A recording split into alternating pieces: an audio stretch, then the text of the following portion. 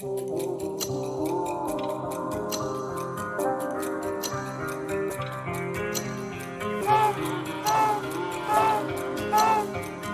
up and down again. There's no discharge in the war.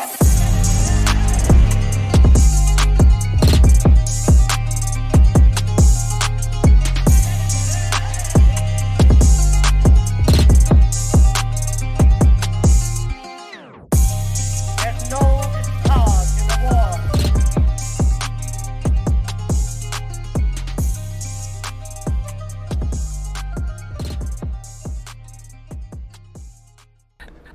All right, everybody, welcome back to another episode of Shepherd's Pie. I'm David. I'm Tommy. And we have a very special episode. We have our first guest ever here joining us today. The wonderful, I don't know, what are we going by? Queen Bee, Miss Beth? Let's go with Beth York. All right. And I'll introduce myself. Yeah. If you don't mind. Yeah, of course. So, yeah, I'm Beth York. That's the celebrity name, if you will, right? I'm 35 years old, and I am a bachelor of neuropsychology.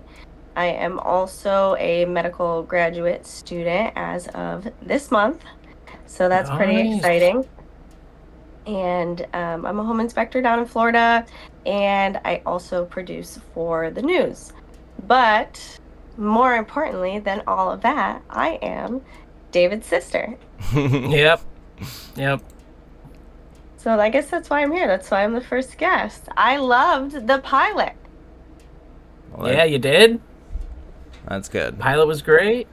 Yeah. And I do news production, and I listen to, we do radio shows weekly. You know, I listen to stuff like this all the time, and I think you guys really sounded really good. Well, thank you. Boy. Thank you very much. Oh, boy. The ego's going up. You know what I really loved about it, though, was the humility and the authenticity and the acknowledgement that it's a new thing, but you seem very confident in it, and I really liked it. Well, that's a awesome. big part of why we have beef with everything we see in the mainstream is because people are so fake. Nobody is genuine. You can tell when something is scripted or when something's clearly bullshit and they're just brushing past it. If we start spewing bullshit, call us out. We'll address it. If we're being stupid, we're going to laugh at ourselves. There's no reason to really essentially cut anything out. Why not be genuine and real? Yeah, we've been saying that. We've been really doubling down on it, too, where we're just if we're wrong, say something. Don't be shy, say something. If you have a point to make, that would be worth hearing. Right. Yeah. 100%. Very cool. I loved it. I agreed with a lot of stuff that you guys said, about like David said, he and I were raised very Christian. But I think somewhere around those later teenage years, you just kind of start to have questions. Your frontal lobe starts developing and you start thinking science, Right. And then you start to try to really find your foothold of what you believe in the world. And I think everybody kind of goes through that little falling away, rediscovering for themselves type of period. Yeah. Yeah, for a lot of people, it's led to a falling away. People start to learn about other religions and they start to learn about science, and then they're like, oh, that religion I was raised on, this God that I was taught, it's just bullshit like every other God, and science is the way. And people fucking subscribe to science like the new religion. And it's why can't the two coincide with one another? It's really they try to use science to disprove God when it's kind of addicting. It kind of affirms it in a lot of ways instead of disproving it. The way that they've got science kind of propped up, it's slightly addicting. There's the future, there's all sorts of things going on with it in society and culturally, so it kind of lends itself to it's fun and it's everywhere. It's got a lot of holes in the theories, man, and if you really are a keen thinker and you pay attention, you start to be like, well, wait, though. Yep. You don't stop at that first level of analysis. First you analyze, you start to think science. If you go deeper than that, then you start really analyzing like science itself. Right. And you're Yep. like, but wait. And I think so far from my experience, every rabbit hole leads to God. Yep. That's they all have like a how, but they don't have the why. Yeah, And exactly. I agree that like what you said is science does not disprove God. It is a rabbit hole that leads directly back to God. Yep. Right. Inevitably, it runs a course. So it's like you start on God, and that poses questions, and then you go through science, and that is like an attempt to try and understand it. And then when you realize that your attempt to understand it and the given way of doing that is just not adequate, you end up seeing the holes, as you said, and boom, here we go again, right around the loop, back to God. And it happens like reliably. It's a reliable thing, and it takes time.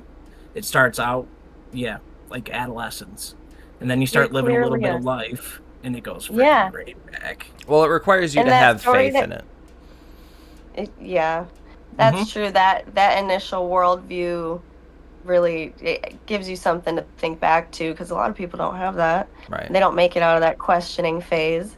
And for the people that do have it, it's due to like a personal testimony. That's why they believe in it so strongly. You can't prove it. You can't quantify it. It's like the concept of love, you know? Like how could you explain it to somebody that doesn't know it and has never felt it, but once you feel it and put a label on it, now you know that exists. Like you can feel like you know that for a fact. Exactly. So, back to kind of your introduction. I want to talk about your school a little bit, because you're completing a lot of school lately. It's kind of blowing my mind how like now you just finished and you're still talking about going back and doing more school. And I have this like aversion to the whole the whole schooling umbrella, because it seems like an indoctrination setup. It seems like a way to steal money. Just so many things wrong with school. But I mean, also there's got to be things right with school. So what has your experience been with these many years of college that you've been endeavoring through? I completely agree that it's just indoctrination. And if you're going, to learn truth, I don't think you're really going to find it there. And I've been just doing my undergrad work for like 10 years. And I didn't start till I was 25 years old. So I had the benefit of going in with my adult brain that already has formed my worldviews, and not really being subjected to that. But what I want to do is change the world, which to me roots back to the healthcare system a lot. And I feel like I have the gift of healing, and that's a good path and a good calling for me. But it's like an uphill battle. You're fighting the world, and you will just, like you said, you get martyred for certain things. Like trying to revolutionize the healthcare system. But that's what I intend to do in a very slick and sly type of way. But you gotta have degrees. You can't get a license without degrees. I mean, I guess you could get away with doing it without degrees if you have a lot of startup money, but I don't. And not just startup money, you got to be willing to risk it, because at any time, they could come knocking and say, oh, well, we have you under all these different things that you have been doing wrong. And so here's all the fines and a cease and desist, and well, they'll just stop you. David and I, we come from a really like out of touch with society type of life.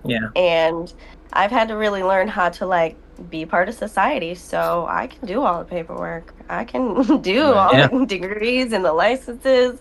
I've learned that over the years, and I can do that. So that's what I'm gonna do with it. And you got to be savvy to the idea of now you're indebted to the system and you just have to work for it for the rest of your life. But I don't intend to do that. I did some salary comparisons. I think I should be able to pay off my student debts within a year with my starting salary for my chosen field.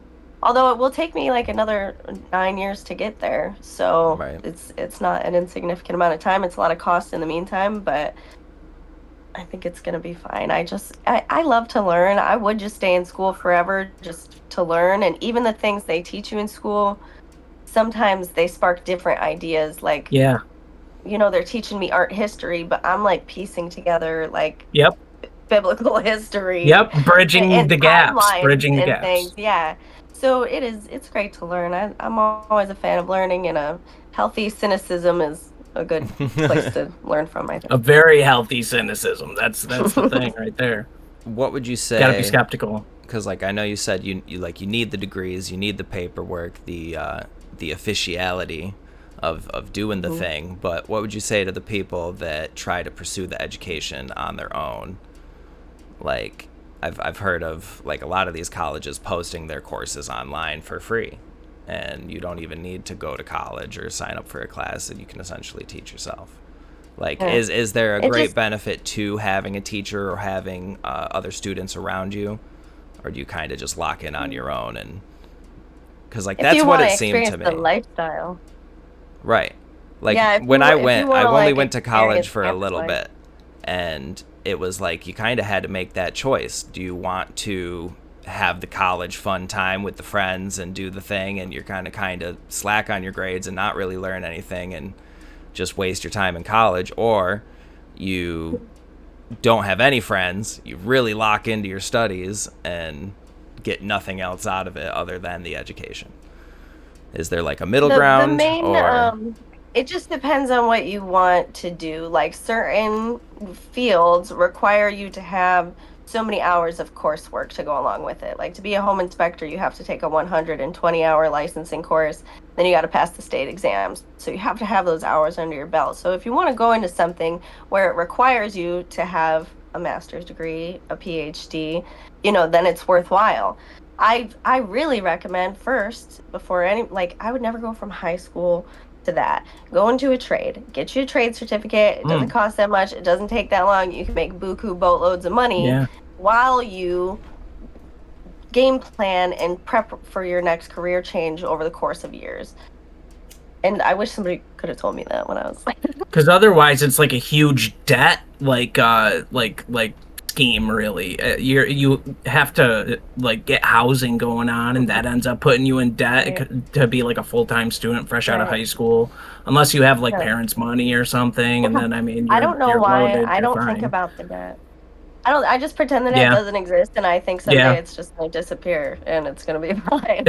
That's awesome. That's a good way to do it. I mean, what are you going to do? Just look at the number and sweat it every single second of the day? I mean, as long as you just do what you're supposed to be doing, as far as you're being productive, you got a game plan for the future, what you do. I mean, really, there's no reason to sweat it. They're not going to come for you as long as you're making payments. I mean, I think that's the government's perspective. They're like, who cares if it's in the trillions? Nobody's coming for us as long as we're making payments. Yeah, literally.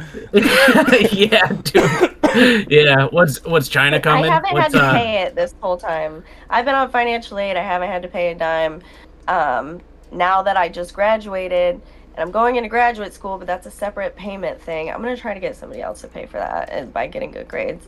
But I'm in this in-between year, and I think I do need to start paying it now. So, but the main thing is, like, I probably would have just bought a house by now, like David did. But I'm nervous to take on a big debt because I already have a big fat debt. Right. Yeah, doubling up on the debt is tough. The difference is this debt is kind of an asset. An asset. Because even though it's, right now I owe over $60,000 left. But like I could go to the bank and say, well, my house is worth $100,000. I have a renter that's going to guarantee it's paid off. Plus that's the value. So give me a loan worth that much. So like I can work with my debt, and this sort of debt becomes wealth essentially. You did it really good. If you can manage it. You really did. I got lucky with a really cheap house. Yes, dude. And with COVID was like lucrative time. It was right before. It really was. It was right before the financial market collapsed. Yeah. You got like that was like divine timing type deal, and it worked out pretty good.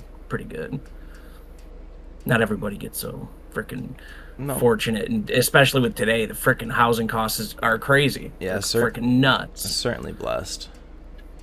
Like I'm thinking, like the only real options with any of it now is like, I mean, you either go into a severe debt which they'll allow you to do that. You just get some credit going. They'll let you frickin' be in debt for the rest of your life.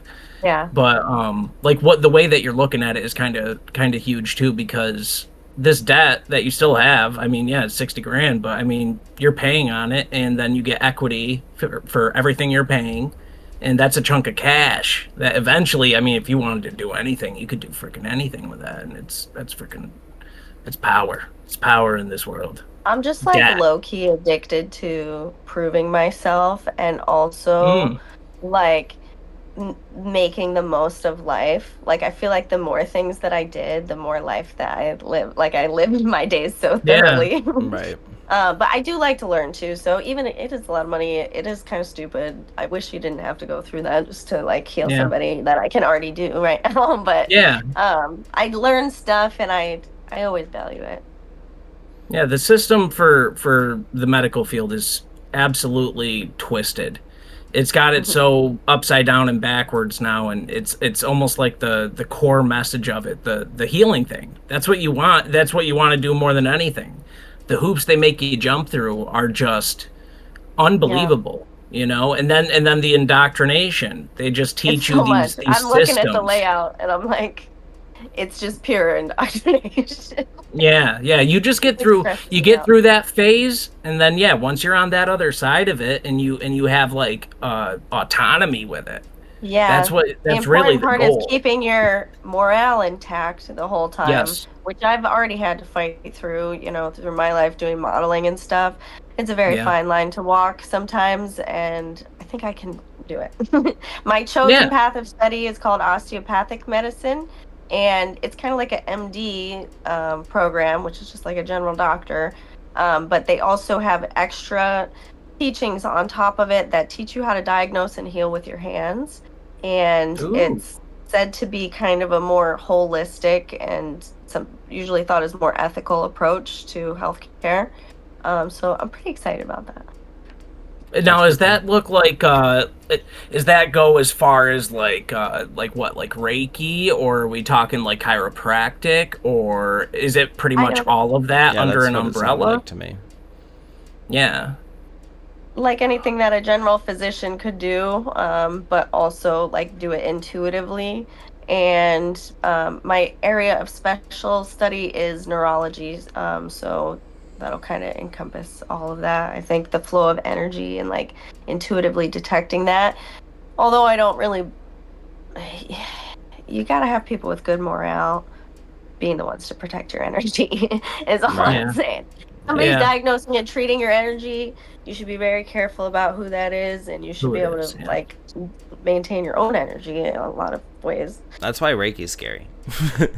Very scary. Yeah, it could be extremely scary, because you're giving access to something that a lot of people don't really have any idea of what it truly is, or what you can do with it. We're all constantly probably affecting each other's like energy fields and waves and whatnot. But like when you're doing Reiki, you're like directly opening yourself up to that other person. You are connecting energy fields, and it's no bueno if that person, even if they have the best intentions, like a slight slip up could cause a lot of harm. And then I have my own personal bias that Reiki practitioners are witchy, and I don't tolerate no witchy business. So you're going to come have a witch come affect your aura? No, get out of here. Everyone should be in charge of their own energy and in tune with their own selves. On that level. If you're not and you don't know what we're talking about, I suggest that you get more in tune with your own energy, because you should be able to protect yourself. Well, it's scary because you go looking into that stuff and you learn about like Reiki and chakra and what's the stretching? I'm losing it. Yoga. Like these practices are like Eastern, ancient, other religion, and you get into them without even realizing that you're practicing something that's messy, you know. And you notice those people are like a cult, like they have a pretty detailed yoga, system, you know. I just like stretch, you know what I mean? Why are we like when it becomes like yoga, it's like a whole other like thing, and it's like the yoga thing God, my is face. pulling energies. They kind of take like the stances. They're meant to direct energy, so they have like different outside external energy pools that they put their bodies in alignments with, so that their energy interacts with those energy pools. That's like the kind of basic, like understanding of it. And I mean, if you don't know what you're doing with any of that type of stuff, that's why it's going to take a lot more of a study than just like, oh, look, I saw something on TV, some celebrities out there, and they told me that yoga's awesome and that I should do it. And then you go on YouTube or something and you just look up some random guy that's just, the people that get know into this about it, pose, the people do that this teach thing. about it, they worship Saturn, they work with spirits, they do tarot cards, they same Witchy. general yoga line. lady pull a tarot card on me too. It was so weird. I've never like seen a full red Christian. pill. I've never seen a like true Bible beater be like, yes, let's do some Reiki and yoga and align our chakra. No, that's not what Christians do. energy is Jesus didn't teach protected. that. Yeah. Yes. Somebody's already What Beth was protecting saying. them. Yep. Everything, I see it as spiritual at this point. The rabbit hole, if you go far enough down any rabbit hole, it leads you back to God, and you see everything in terms of good and evil. And I'm like deep in the red pill side of things on that level. Like everything, whether it's yoga or politics or groceries, like everything is giving good versus evil in the realm. Right. And you'll find there's definitely that battle. You won't always find the one true God, but you generally always find a God. And so it blows my mind that there's even atheists at all. Because it's like always and forever, mankind they're not atheists. They're either insane or they have some sort of emotional thing against God, and they're just in denial. They just want to be their own God. Yeah, that's they it. They want to be their own God. Yeah. And they're in denial. They're like, they have some church trauma. Yeah. And it's like, I get it. I have church trauma. Right. Like it's not about the church. It's a problem. Church is bad. We all agree church Jesus is bad. had church trauma. Church trauma is actually kind of a hilarious and interesting idea in its own. The idea behind church trauma, because you go to church for what? Yeah, literally. You go to church for a type of spiritual, that's like spiritual, like doctor's visit is what it's supposed to be, for like a Christian faith. But you go there, and so you end up having like a pastor or whoever, the spiritual leader is there trying to teach you something, and maybe you get picked on or something, or maybe something happens and it ends up traumatizing you. And sometimes like things as far as like healing or like even questioning things, you could be going to church all the time and you might not have, like a certain part of yourself opened up towards, your faith. You might not even know something, and then a question gets posed, or like you get picked on, or they say something that triggers a person, and that could become traumatic, but it could actually be something that was like needing to happen. But there's definitely other circumstances that are like uncalled for, that or it's like very actually damaging. Like, it's very important for like you to know Jesus at one point before you get into this lake of fire, because the world is confusing. We'll probably all lose our way in one way or another. Oh yeah. And you are truly blessed if he chases you down and brings you back. And I was brought back not to my own accord, kicking and screaming the whole entire way. But it's a blessing. If you can always see like the blessings in the trial, it's like you have a good testimony. Yeah, that's it right there. That is. And we actually kind of got into this on a past episode. So it's interesting that the theme keeps popping up. Keeps popping up. On that note, do you want to... Oh, sorry. Go ahead. No. I thought you said what? I thought you said what? I was going to say on that note, Beth, do you want to tell us like your red pill moment, your coming back to Christ, or your awakening? Yeah. I hate to say awakening, but yeah, we got to reclaim that shit. They'll be two separate things, The coming back to Christ was like, I spent like a year in my late teenage years, first breakup, heartbroken, was doing drugs, selling drugs.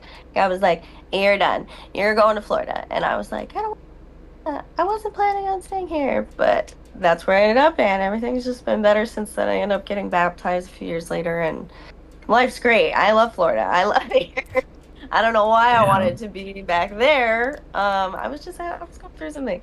But the red pill moment was so funny. Mom, our mother, you know, we're taught, she said something about like the earth isn't a sphere. Yeah. And I was like, what do you mean? Because you can look up in the sky, they're all a sphere. And she was like, I don't think those are spheres either. And then I was like, dude, Mom, you're crazy. Like, why would you think that? That doesn't make no sense. Yeah. How could it be flat? And so then I start thinking, like, why does my mom think this? That the earth is not a sphere. And so I started thinking about all the things that I know about Earth and space and the planets. And they teach it to you when you're like 7 years old, when you have no cognitive processing. And now I'm thinking back to like even younger. They do spaceship for babies. Not the right age to like conceptualize life itself. Right. Yeah, like the plane you live on as we know it. Yeah, kids don't even understand states or countries, but they understand planets and space. But let's teach them rocket ships. Yeah. Right. They're like becoming aware of their self. Right. And you're like, look out there. Let me tell you what all that stuff is, you know? It doesn't matter weird. at all. Even if it is not real. The time. Like what we know about childhood development in science in school, they teach you about childhood development. It's not matching up with what they're teaching children in school. Yeah. They're clearly, I don't know. So I'm thinking back, and I'm like thinking like, okay, so planets are in space, and they're supposedly rotating and revolving. There's balls hurling around in space, and I'm thinking if that's the case, there's mass in space revolving and rotating, it would become a sphere, right? And then I'm like, you know, because of like centrifugal motion and stuff. Yeah. And I'm thinking like, no, because have you ever done that spin art where you put like a piece of paper on a thing and it spins around and you squirt the paint splatters all outwards? Yeah, when you spin things, they go outward. Spinning in space. Yeah, I'm thinking if you're spinning in space, you would be flattened out. I mean, the idea is eventually you have one piece that's large enough to have enough gravitational force to hold more dust to it, and then eventually more and more and more get pulled because of the gravity. The gravity is the key. So we're expected to just only get a sphere trust gravity if there's external pressure or pressure pulling towards the center. Right. Yeah. So, okay. So then I was like, okay. So wait a second. Yeah. What is that? Right. And so then I start thinking about like all of the other things that I know about space and start doing all these comparisons, like. So all the other bodies that we see in space, and then I'm like, well, those could or could not be spheres either. Yeah. Looking at them, you know, it makes you question everything. Right. So it's not necessarily identifiable. You start looking at some stars a little closer, and they're not really spherical either. I took an astrology course in college, and I'm thinking about all the stuff that they teach you. It's all based on the concept of gravity, which we're just expected to believe. Mm-hmm. Do you remember when I might not have ever expressed it to you, but as a child, I doubted gravity.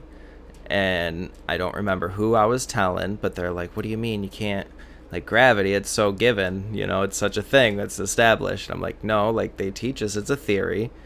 And then you get into that argument, well, like, a scientific theory is different than just, like, a theory. And it's like, okay, I understand, but, like, the theory of gravity just can completely be explained with density within a medium. Just density within a medium explains gravity.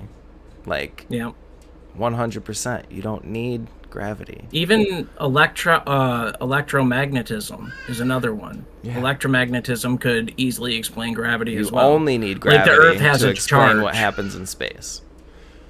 Yeah. Yep. In foreign bodies. Foreign bodies. So I'm looking at all these facts, and then I'm like, okay, well, let's look at some space stuff. I live in the Space Coast of Florida. We send up like a rocket a week or more, and I get to watch those. And 10 minutes from NASA. One of them, not a single one of them looks like it goes straight up into space. They're always supposedly waiting for these perfect windows of time of when their launch area is going to align with some orbital location. But then they launch and it goes way over. Like every time they go up, up, up, up, and then they arc over. And people say, oh, it's because they got to get to this certain location. It's like, but wait, we waited for this time so that it would be at the location. So why do we always have to shoot off into the location instead of just waiting for the right time for it to get there? Yeah. Another argument too is that like, oh, it's going straight up, but the Earth is spinning underneath it as it's going straight up, and so it looks like it's curving. And that doesn't make any sense either, because it wouldn't doesn't work like that until you escape the atmosphere. It's and another one is like they're trying to build speed, so they stay within, going straight up, you're fighting gravity, the whole time, and if you go at kind of an angle, you fight the gravity, but it allows you more time to build speed and freaking get up out of the atmosphere. But there's so many bullshit every excuses. Time but even as a child, over you the look ocean. Everything I look at, it's like, well, they could be spheres or they could be circles. Well, it could be entering space, or it could just be going this totally other way. Yeah. So I go to look at like the feed. They always cut off the feed. There's never any into space feed. There's the feed up until you need to see the feed, or it'll be like a close up of like one rocket piece. Like a metal like flap or something. Like the fuselage. Right. And so you look at NASA and all the footage they've released and all the images they've released, and it'll say like artist rendering of this event, artist rendering of this and that. And I'm like, but wait, you're NASA. Like, why don't you have the actual photos of things? Like actual photo, like an actual photo. No optics tricks with different lenses. Like put the bare face lens on that you would use on Earth, and take a picture. Why are we having an artist rendering of the surface of Mars? They say it's because of cloud cover. Like, we're trying to get a good picture of the Earth and the clouds. They always mess it up. So we got to take like 1,000 pictures, and then we need to glue them all together and smooth them out and do all this editing. They're not even secretive. They're like, it's just a rendition of the thing. And so all the evidence that I could see and find around me when I'm trying to figure out why my mom thinks this, it just leads me back to it could be either or. And so then I go to the Bible, and the Bible has a very clear thing of what it says that it is. Yes, it does. And it's not either of those things. Actually, it's a biblical model of firmament, Sheol, flat earth plane. But it forms a sphere with all these pieces together. It's actually the title picture for our Facebook page. Oh yes. Yeah. It's on your it's your like page. It's like a sombrero shape almost. It like is up in the middle, down, and then back up, and then there's a firmament underneath. That's a different place. There's a firmament on the top, and so I mean, call me crazy, but when I don't know the answer, I'm gonna believe what the Bible says. Mm-hmm. Yeah. Antarctica. That's Antarctica another one. Is nuts. How come we can't circumnavigate the globe in one direction from north to south? And why can't we go to Antarctica? What is the deal? Yeah, all these countries have a treaty together. All the countries, they have a treaty together, and they all get their own little sections that they have to protect, so that people can't go in it. And if you want to go on an expedition, you can go on an expedition, but it's going to be pretty much within certain guide lines. Like, you're going to have to go with professionals that aren't going to let you go too far. You're not going to be able to go with an excess of equipment that you could do a true hike. You're going to be doing the hike that is presented, and that's it. And they say it's because they're upset that people die. They don't want to make people die. Dude, people go to Mount Everest and die every single day. Why do you care now? Yeah.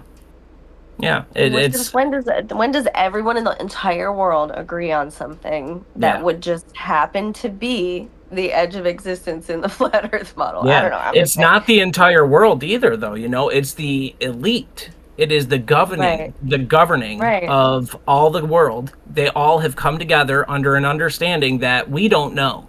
They give us a bullshit understanding, which is, you could die. There's no point. We've done it already. There's nothing there. It's all snow and penguins. I can take you to the snow and penguin spot if you want, for freaking what, like, I don't know, like $200,000 to go to Antarctica. It's like, no, thank you. I want to go in a plane and try to freaking fly that shit. Just let us fly. Yeah. Listen, there was one lady who tried to fly. She didn't make it. No one's ever gone since.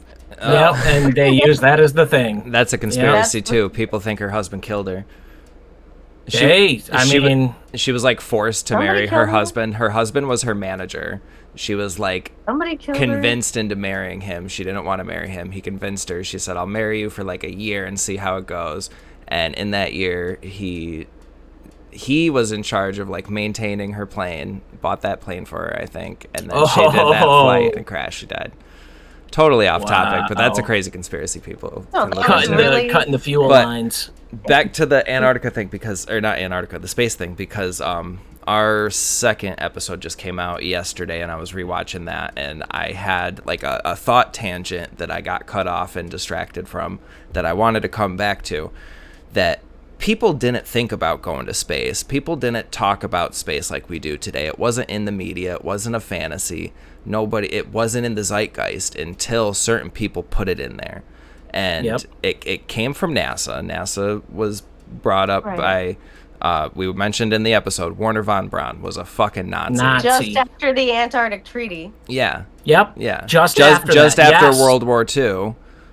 Wernher von Braun, and then Jack Parsons, which I didn't mention in the episode. I meant to. Jack Parsons was the #1 student of Aleister Crowley, the Beast. Yes, sir. The most demonic guy, the most satanic guy that we know about, can talk about in our recent history. His #1 student was like one of the top engineers at NASA. Yep. So like these people that like brought it into our zeitgeist and have been propagating it, they're demonic. Yep. They're being led by the dark forces. Which just makes me think that this idea of space is demonic. But yeah, I don't know. When I look up, like, Mom says crazy shit, like you look up at the stars or the sun. Mom do be making us crazy. And it's like, I don't know if those are spheres either. And it's like, well, they're circular. Like, are they just discs? Like, people get trippy about the flat earth thing. It's like, we're not just discs flying around. And it's like, no, it's different than that. It's because, so again, I want to start trying to point out in the future when YouTube is going to like AI fact check us, because we got fact checked on our episode. Already? Yeah, because we were talking about flat earth. We're not flat earthers. By all means. We're not propagating a flat earth model. I'm propagating a, what do we call it? A fourth dimension, like a quantum energy perceptual. I'm calling it a realm. A realm. Like this plane is manifested by our perception of the realm, and we exist within a realm that is beyond our perception. Yep. And all this science is just to convince us that we live in a physical plane that we can quantify, and there's no quantifying this realm. God made heaven in a way that we're never going to understand what it is. So that's what we're not flat earthers. We're realmers. Let's fucking start that. I'm just a Christian. Yeah. I just believe what the Bible said. I'm just a Christian. Call me crazy. It says there's 4 corners of the earth. It says it's a non-rotating plane. It says a lot of things. It says very specific things. And so this is another thing you guys had mentioned. I think the Book of Enoch. I've been reading a bit in the Apocrypha. Oh, dope. And it talks a lot about very specific things. Like, I can see why they probably didn't want some of those things in the Bible, because they're like exactly what happens when you die, and exactly what some of the things in space are. And it's kind of mind-blowing. I'm still kind of in the middle of it right now. But it really talks about like planets and shooting stars and all kinds of cool stuff. So maybe I can note some of the findings and relay that information over for people to hear, because that'd be awesome. It's really cool. Like, I ended up with this crazy Bible that I don't even know how I got this Bible. That's the Miracle awesome. Bible. I checked it out from the college library, which shares libraries with like several of the colleges around the state and some really big libraries. And it was just like in the historical section. And in the forbidden section. The forbidden section. That's literally what I just thought. It really gives that for me. Like, and so I check it out.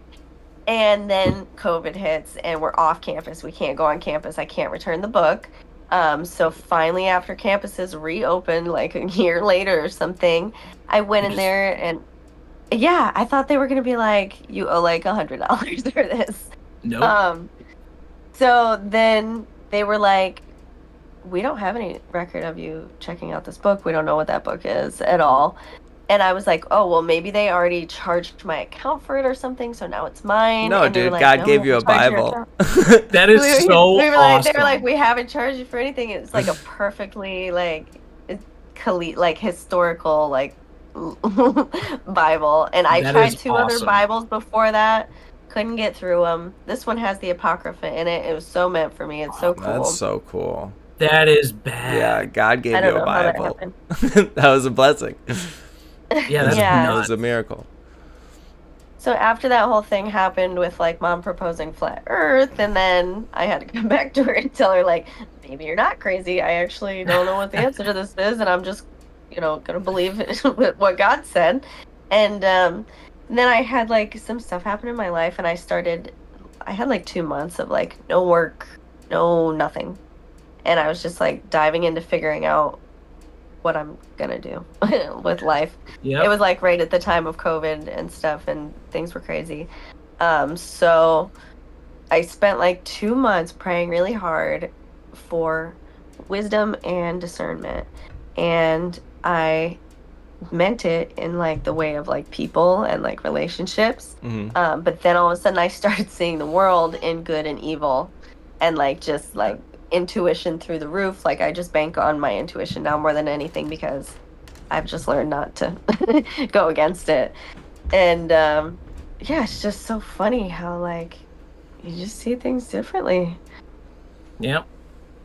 Yeah, you're the whole like shell gets cracked open. A couple of things happening in life put you in a hard place, and you start looking for answers, and they show up in ways that affirm your beliefs in God or whatever it is that your belief is.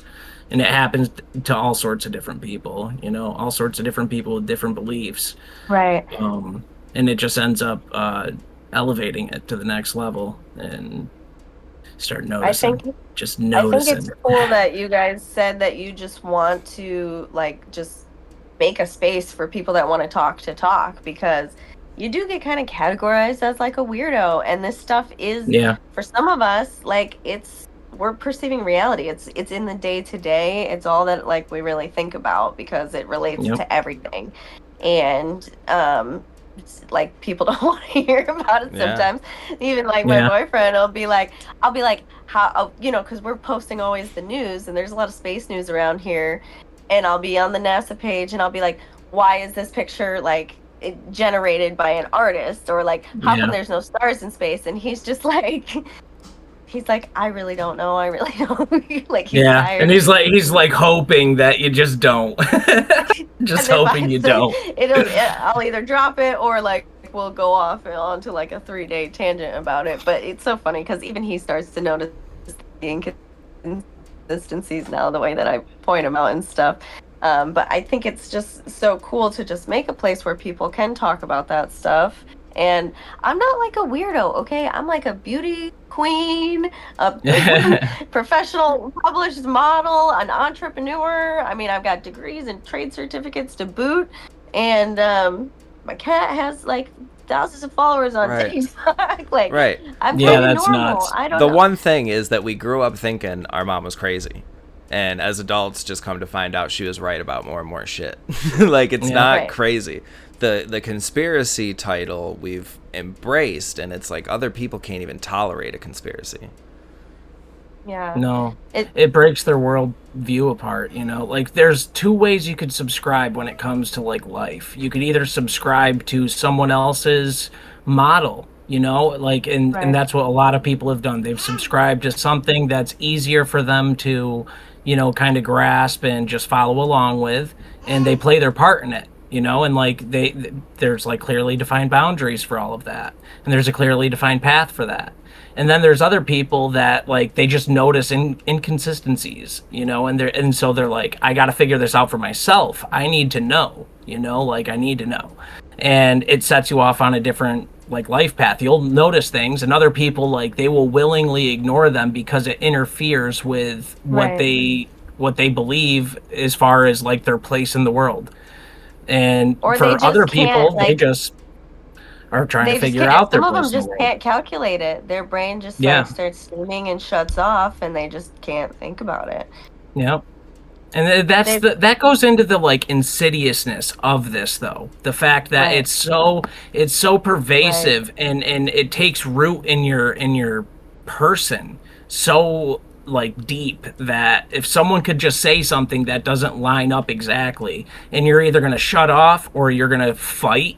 You're gonna go into fight or flight mode. You're gonna freaking try to scream at someone, tell them that they're crazy. Like, what are you doing? Like, you know, we're human beings. Use your reasoning sector. You know, like think for a second instead of reacting. Not everyone has it at this age. It takes like a lot longer for some people, like 10 more years to get there. Another thing that was one of the things that I considered when trying to consider like the shape of the world was the like flight patterns from country to country. Because why can't you fly from New York to Russia if it's like that close, right? Yeah, because it goes through that like Arctic Circle, you know, and which is super close, but it's just that Arctic Circle's like forbidden land, you know, like on the flat Earth map. It's like you can't go through there. There's a Gartha. You go from North America to India and then all the way over to Russia, which is like actually kind of the longest way to go. Yeah. If you think about it. Unless you plot it on a flat Earth, and then it's a straight line. That's it. And it's a straight line. And I don't know about that exact flight pattern, but I know there's plenty of them where they don't make sense. They're way too long unless you put it on a flat Earth, and then it's short and sweet and to the point. It makes way more sense. I started doing Google Flights and looking for like flights just from like one area to the other area and seeing where the layovers are, and then I'm like, wait. The math isn't mathing here. There's just too many like inconsistencies, you know, that like once you start asking questions, like that's the thing though, you gotta get out of the these people are crazy or this idea is crazy and thinking you know it all. You gotta leave that land. Crazy. I was like, Mom, you're freaking crazy. What are you talking about? And then I'm like, well, wait. Maybe it could. There's like a land that like it's almost like a prison land that people live in, where you think you know everything. They give you this information. Your mind at the age of 15. Yep. And you're gonna die on that hill. Yep. And that land is like literally it's so boring. It's so boring. Like there's a land out there that you can go to that is far less boring, way more magical, and gets you closer to God and to the truth and to who you are in all of it. And people would rather stay in prison land. Somebody once said to me that the difference between normal level IQ and what is considered technically retarded is the same margin as it is from normal to genius.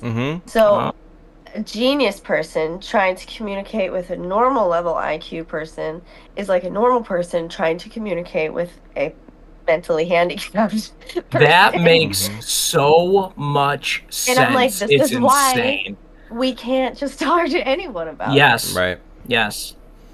because you have to like dumb it down, and they don't have the faculties to understand it, and it takes some serious like life crisis moments to start understanding a lot of this stuff. Like you got to break down. Some people never do it. And that's the thing, is they're not willing to have that life-shattering revelation. No. Even if all the evidence is convincing enough to convince them, they'll still say no to it and dismiss it because they can't have that revelation. Their identity is wrapped up. Yeah. Yep. They will die. Like. Yep. The ego. They're preserving their self. Well, and that's the great thing about baptism, is it is a rebirth. You can die and be reborn in Christ with the knowledge that a lot of the stuff has been bullshit and the truth is God. I still have to get baptized. Dave, you're going to have to baptize me in the tub. Yeah. We'll videotape it and put it on the podcast. Yeah. You truly should get baptized. I did it just to do it because I was into church at the time, and it was like the first time I ever really found a church home. And they were doing it in the ocean, and I thought that was cool. That's awesome. Then after that, everything started to change. Like, I don't know. I just get better. The only reason I got baptized was because of Beth. Yeah, that's awesome. I had a random trip to Michigan, and she's like, "Oh, I'm gonna baptize you." That's so cool. Dave said, "I'm thinking about getting baptized," and I was like, "If you're thinking about it, you should definitely do it because that's God's putting that on your heart. You're feeling it intuitively. You got to have when it's your moment. You got to take it." And then he's like, it's, the family is always a mess. And he was like, I don't want to be a burden. We don't need to worry about it. Plans are falling apart. It's whatever. And I'm like, bro, we are baptizing you. If I have to dunk you in this lake myself, that's awesome. You're getting baptized. Like, we're making it happen. That's so cool. It was pretty That's cool a great how story. It happened in a freezing cold lake. Huh? I said, pretty cool how it happened. So Went in a freezing cold lake. Yeah. Yeah, she's training to be a minister of a church. Or she probably is. So then my now. Aunt Pam, she's real churchy, and she's thinking to herself, I can't let Beth baptize someone right now. She's like, I gotta take over. I think that was the real catalyst because I'm so unqualified. You know what I mean? I'm like the eclectic aunt, like the weird traveling aunt. With like the mini skirts and the cosplays and like. The aunt was like, no. I mean, she did make it like official semen. I'm actually really glad that she did it because I am unqualified. Like I don't feel comfortable, but I'm gonna make sure my brother gets baptized. Dude, that's how I felt marrying him and Lynn. Yeah. I felt the same exact way. I'm like, I am highly unqualified, but I was like, you know what? God, I'm taking this one. I'm doing this one. I was like, that's the thing. Put the lightning rod up. Man and just sent it made all through. These qualification like statutes. Right. Man came up with, you got to be this before you can do that. I don't give a shit about none of that. You can baptize me because John baptized Jesus. I asked Mom before I said anything, and she said, no, it just says to baptize each other. Yeah. I looked into it a lot before it happened. There's no rules. And so I was like, and people are so stingy, but people are so weird. They're, as soon as you tell them you got baptized, oh, what church did you get baptized in? I didn't get baptized with a church, actually. My family did it for me. Oh, well, that's unconventional. That's not right. Some people say I'm not even baptized because I didn't get baptized through a church. Like, what are you talking about? That's insane. It speaks to like humanity, like people. We have this like innate part of ourselves that wants to do ritual, wants to worship, and wants, true. And it gets hijacked, Like, we get the good book. The good book tells us, like, anybody can do it. But these people, they go to these, the churches. And churches are a great thing. They are a great thing. Right. They really are. If you can find a good one. It gets routed in them, And they end up freaking thinking, this is the only way, because this is the way that I did it. This is the way I had to do it. And it's like, no, there's other ways to achieve these things. There really is. There's really only one way that you need to do it, and someone's just got to baptize you. You got to go into some water. You got to claim Christ and have that witness, and that's it. and right, the witness of God, that's it. You win. You did it, you know? Like, you don't, like, what, am I less than because I went and did it in a lake somewhere with my buddy? Or in his bathtub, even? You did it in the ocean. That's how I felt about getting married, too. Like, I solely wanted to be married in the eyes of the Lord. And because I did that, I feel now still to this day committed in my marriage to the Lord. And that's more powerful than to the state. Cool. For sure. You can't break a promise to God. Right. And like we did the stately thing by going and getting a marriage license for like the convenience of taxes and bullshit. But like if it wasn't easier to actually be married, we wouldn't be married on paper. We would just be married in front of God. And you know, my best buddy, who is one of the people that are closest to me that is on the same wavelength as God as I am, would be the perfect person to marry me off to my wife. Yeah. I mean, dude, like I would, if I found my person like that, you know, that was actually, that I didn't have to worry about like pampering to that level. Like they want the whole ceremony in front of everybody type deal. Like if I didn't have to cater to that, then I would do it exactly the same way. That's exactly how I feel too. You know, like we'll see what happens, you know, in the future. Who knows? Maybe I can find me a God-fearing woman, but yeah. That's exactly the same pattern that I would like. It really is. Would you go get ordained? Yeah. It didn't take much, dude. It was a quick application on a website and then an email. And that was it. Boom, you got 24-hour ministership. Has anointed you. That was it. Yeah. The state of New York has now anointed you as able to give away marriages. Did we pay for it or was it free? For the Lord. No. It was free. I didn't pay a cent. Yeah. It's free and instant. I didn't pay 1 cent. You had to pay if you wanted the certificate. Yeah. If you want the certificate, a physical. Want it. Like, why do you even have to have that to do the thing if that's all it takes to get it? Like, it's just proof. They don't want people just saying that they have a, you know, ordainmentship, you know. They don't want people just going out and scamming people. I get that, but like that should be on the person, not on the state. You know what I mean? Like if you don't do research on who you have marrying you and know that they're good, then you deserve to be scammed. Yeah, you just have some rando at your wedding. When I was a kid, I always wanted a boat so that I could marry people. On a boat? On a boat? Yeah, because captains can also marry people. Oh, yeah, dude. Captain, water is weird. Yeah. There's water law. Captains don't need to go through all this shit to marry people. Any captain can marry anybody at any time. You just got to be out in international water, a mile off the coast. Wow. International waters, you knew that as a child? Yeah. I am today years old. I'm learning that. Yeah, no, it's actually crazy. Like, I'm trying to think back of, like, when I knew the things. Because, like, I don't know. I feel like I was onto the shit real early, and I think that's because I never really assumed Mom was crazy like all the other siblings did. I kind of did take everything Mom said at face value and then tried to figure it out. Like you said, like I did look into it and try to figure it out. But I didn't think she was crazy. I don't know. I love your guys' mom so much. I thought that she was reckless. So the problem with Mom, and still, even in all her brilliance, like I've learned everything that she ever said turned out to be right. At this point, I just don't doubt anything she says because, you know, based on the track record, it's like, it's impeccable. But she cannot mesh into society. Yeah, like, she's incapable of it. And that's an important part of, like, you get shunned. You know, like, people don't want to hear this stuff, like you said. You need to be going to the right place to talk about it. And of course she wants to tell her kids, you know, and so... to try and give her kids the, like, truth, you know, like, that's what she's trying to do, you know, but, like, the thing is that this world doesn't value the truth. The world values obedience. That's all the world values. I shunned her for other stuff. Like, she would give away my stuff.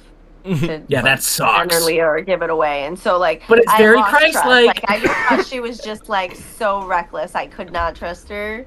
But, like, I don't know. I never thought she was, like, literally out of her mind. I don't know.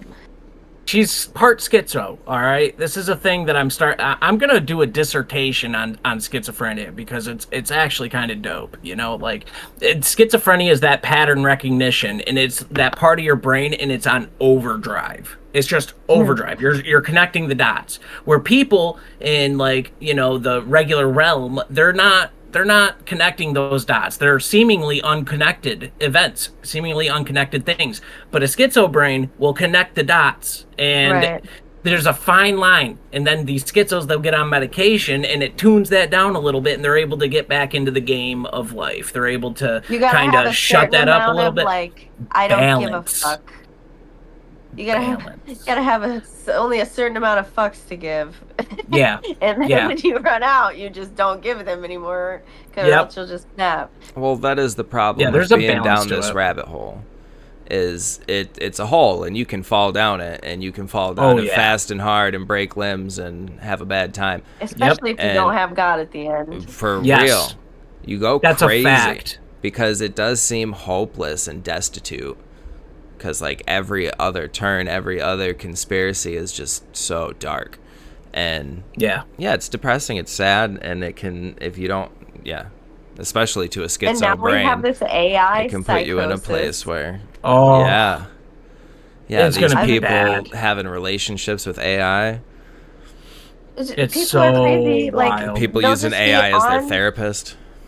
Right. Yeah. I mean, I do be doing some things on AI. No, Don't get me wrong.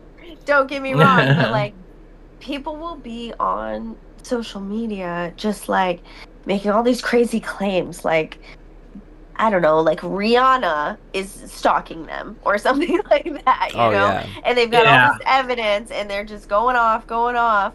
And then it turns out they were under AI psychosis. Everyone's following their page because they really think Rihanna is stalking this random, like, nobody. Or they disagree with her, one or the other. I've seen a couple people like that. I didn't realize it was AI psychosis.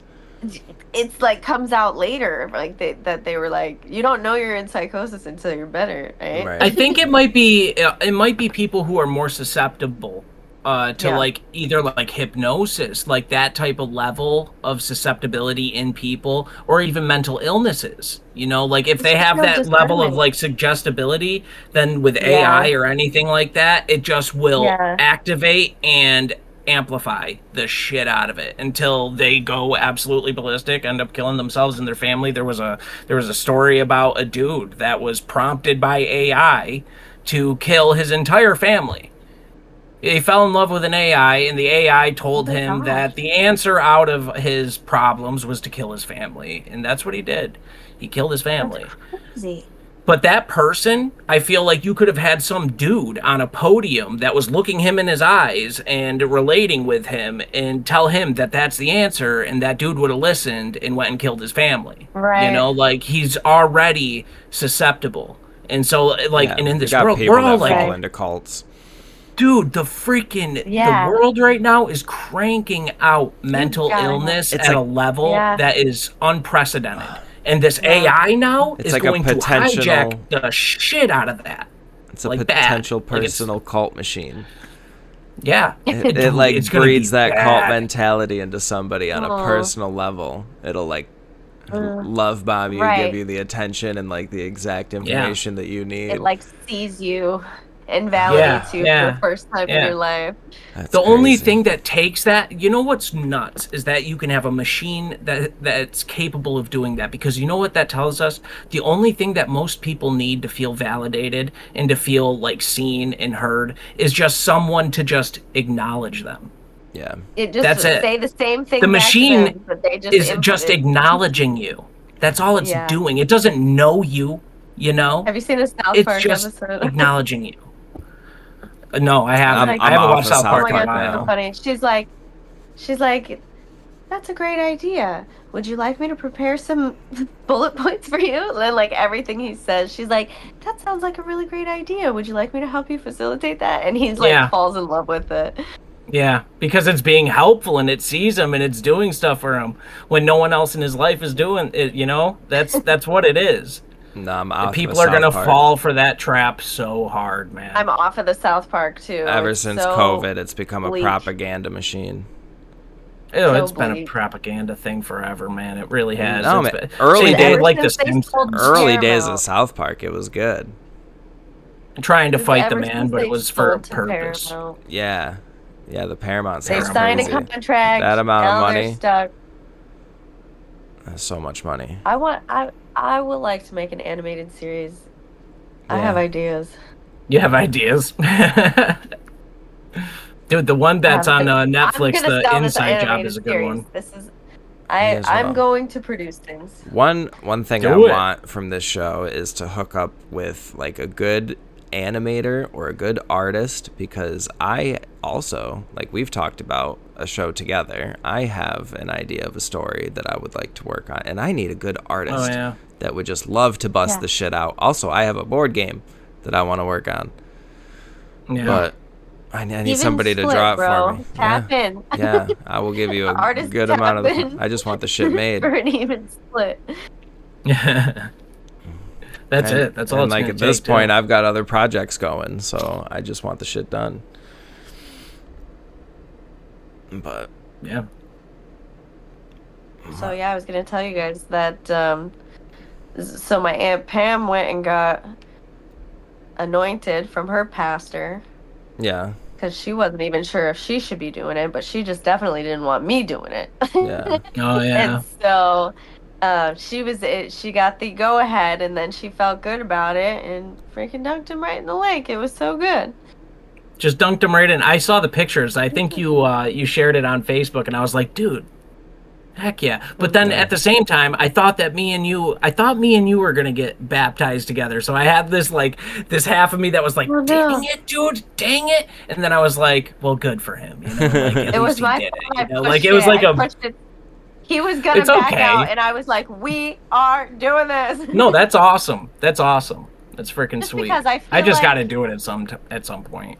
When you feel the call, you got to do it. I don't care what the situation is. I felt the call a while ago. You gotta do it. We gotta do it. I know. Things change after that, and it has nothing to do. It's like nothing that you are doing, but things just change. Okay, you get better. Like I used to have such a bad temper. I'm chill. I used to have bad anxiety. And just to clarify, it's not about being a Baptist. Like I have no idea what being a Baptist even means. You know, like entails. Like there's all these different sects of Christianity. Fuck all of that. Don't get caught up in that. Yeah. But anyway, sorry to cut you off. I feel like it's like if you are not willing to try anything, if you're not willing to try God, things must not be bad enough yet. And mark my words, they'll probably just steady keep getting worse until that day comes, if you're one of the chosen ones, you know? Yep. So it's like, just like, if you're a science mind, try it as an experiment. Create a hypothesis. That's how I kind of came back around. I had such bad anxiety, I wanted to die at the age of 18.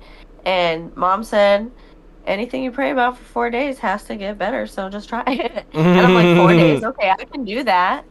And then what happened? It got better. After 4 days, it's been steady getting better every day. And it's like, I'm just better now. Mom. That's amazing. The 4 days, Dave. She said the 4 days. Remember when I told you about reading the Bible for 4 days a week? Yeah. And that it's supposed to have a profound effect instead of, like, 3 days won't do shit. You got to go the fourth day. The fourth day is what does it. Let's just say this. Even if God doesn't exist and we're all fucking crazy, there probably is something psychological and scientific to back this up. If 4 days is a consistent thing between prayer and reading, meditation on God, what have you, something's happening. Yeah. So people say manifestation, but again, that's it just might be another crazy, rabbit hole but that it leads works. back to God. Yeah, it literally it's just a messing of words. You need to. Yeah. If you got church trauma and you don't like to say the G word, it just, you know, some people say it, some call it something else. Yeah. As long as you're not tapping into the wrong frequency on accident. Yeah. Yeah. Yeah, you gotta be super intentional with it. You gotta be like, if you're gonna not call him God or Yahweh, you gotta be like, God never called himself God. The creator of the universe. You know? Right. Yeah, I know. But like, God is just like, But it was the always understanding a name of God had is a just gajillion names. universal. Right. So it needs to be the Most High, the creator of mankind, Yeah. the Yes. Father of Jesus, like all of the, Yes. call it whatever you want, but like It's direct truly it the just right for way. communication's sake. Like, Yeah. you only need to call it something if you're talking to somebody. Yeah, On your own literally. time, do whatever. Don't call it nothing. Whatever. Just whatever. You know what's And crazy? people say, Like, you keep going. You keep going. You're good. no, You're you good. go. I Okay. wanna go. Well, you know No, what's crazy crazy is that I think that, like, everybody, even people that don't know it, like what you were saying, like, we only say it for communication purposes. We're talking to God all the time. All the time. Like, I don't know, unless there's the people, because I have heard of people that don't have like internal monologue, or like they just don't like have like a thing going They're on like that. But I talk to NPCs. myself all the time. Like, all the time. Like, If you have I no have full internal on monologue, you conversations might be with an myself. NPC. Yeah, it might, maybe. I don't know. There's something going on. There's something going on with that. But like, you're already constantly in communication, and there's like people out there that, you know, maybe they don't Right. even subscribe to God, but like maybe in their minds they're like having a conversation about some event that's happening. You know, they're not talking to themselves. They're talking, you know, like there's something there, you know, like it's Right. that thing right there. But like when you get intentional with that, and you know who you're trying to talk to, and it's not yourself, you're making it the creator of the universe, the one who made you, in his image, Right. the one that sent his son down to, you know, soak up every sin from all generations and give you a pass to heaven that you don't deserve. That's the one that once you start like really tapping into that, that's when the things in life are just gonna There was start some movie lining on up. yesterday.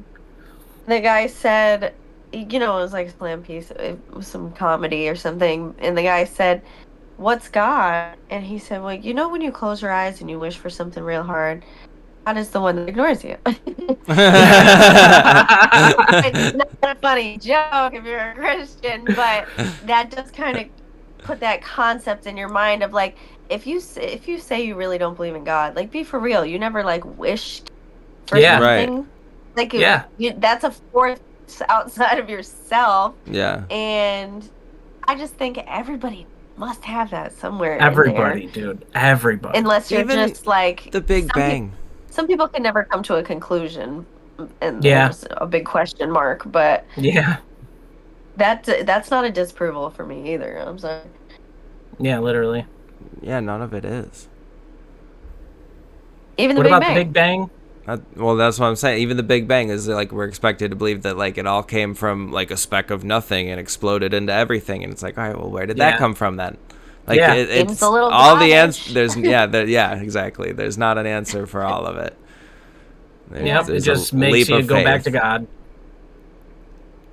Every And single when you time. start studying the Bible, like there's consistencies, okay, with real life. Like, events happened. There was a massive worldwide flood in like every ancient evidence that you can find across the entire earth. Yeah. And there were these things, okay? There's giant bones, and there's Accounts of the sun going out. prophesied events. Yep. Yes. It's like, how can you deny that? Even if you weren't raised Christian, it's like, if you use your eyes and ears and see like this, somebody a long time ago said this was going to happen, and here we are. Yeah. I think it has to. Oh, no, go. You got it. You guys are funny. They say that like ancient civilizations just like made up gods to explain reality, right? Like that. I feel like that's what they taught me in elementary school or middle school, and they're like looking at all these ancient texts and everything's like about these gods, and they're like, they just probably made these up to explain the world around them. And I'm thinking to myself, that is the least likely way that I would explain the world around me. Yeah. If I was looking around with no context, I wouldn't be like, you know what? There's probably some omnipresent divine creator at work here. That is not my first conclusion at all. No. Science would be the first conclusion. That it would be, what can I prove? have What can I see? testimonies. Yeah. Right. It wouldn't be like there must be some weird force at work that I can't explain. Yeah. I don't know. That Yeah. doesn't seem logistic to me at all. And it's like you're telling me that everyone on Earth did that, across like different cultures of like different assumptions of things that they all just made up across. Like I don't know. That doesn't track for me. Especially when they like line up with each other, and like Yeah. the dates line up and the landmarks line up, and Right. Especially when science is the the Bible cope. said Science like is the true the cope. Bible said that all of these nations will be like wiped off the face of the earth.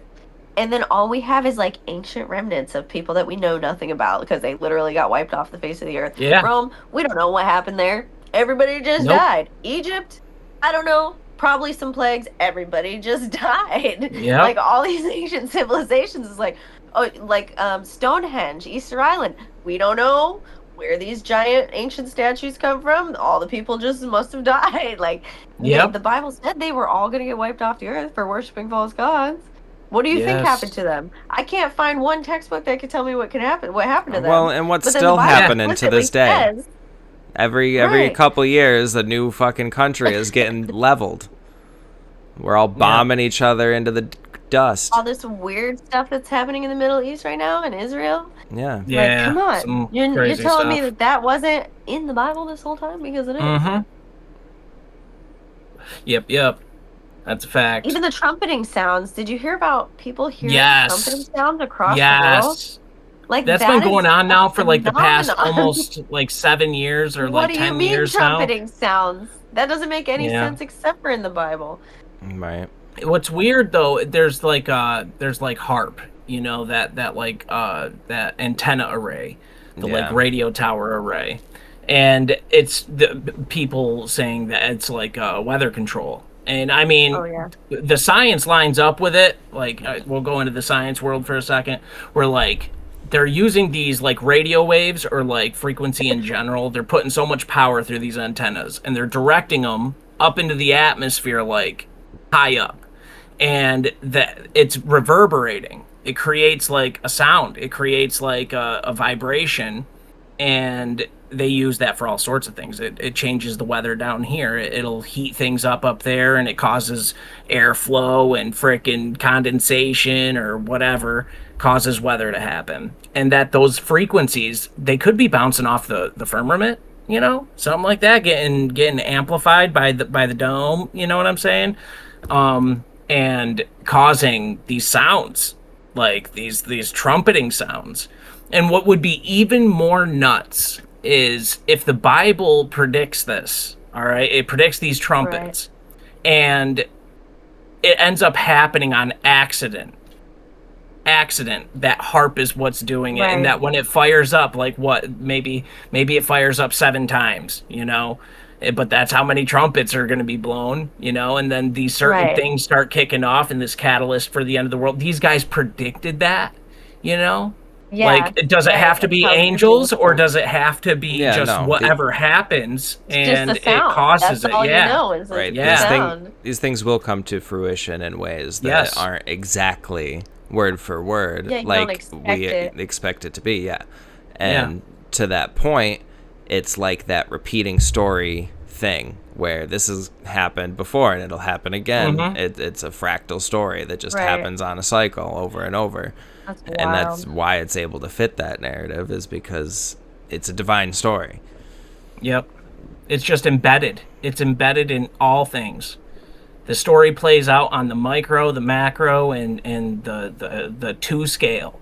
You know, if you walk around living your life not thinking about this stuff, I'm sorry, maybe you're the weirdo. Because Yeah. What is life? Do you even think? Yeah. What's the I don't know. People just think about sports and celebrities and TV and video games, and that's I think it's actually pornography more, and drugs, rock and roll. Yeah.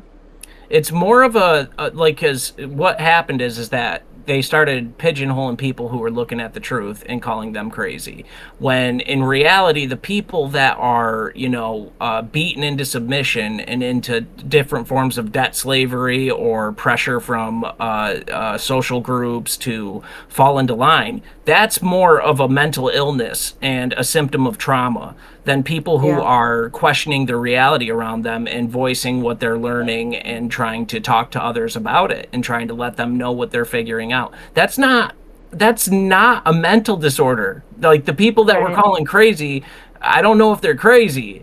I think that what's crazy is how we've got this world that is so sinful and just dark and just crazy around us, and they all look at us like we're crazy.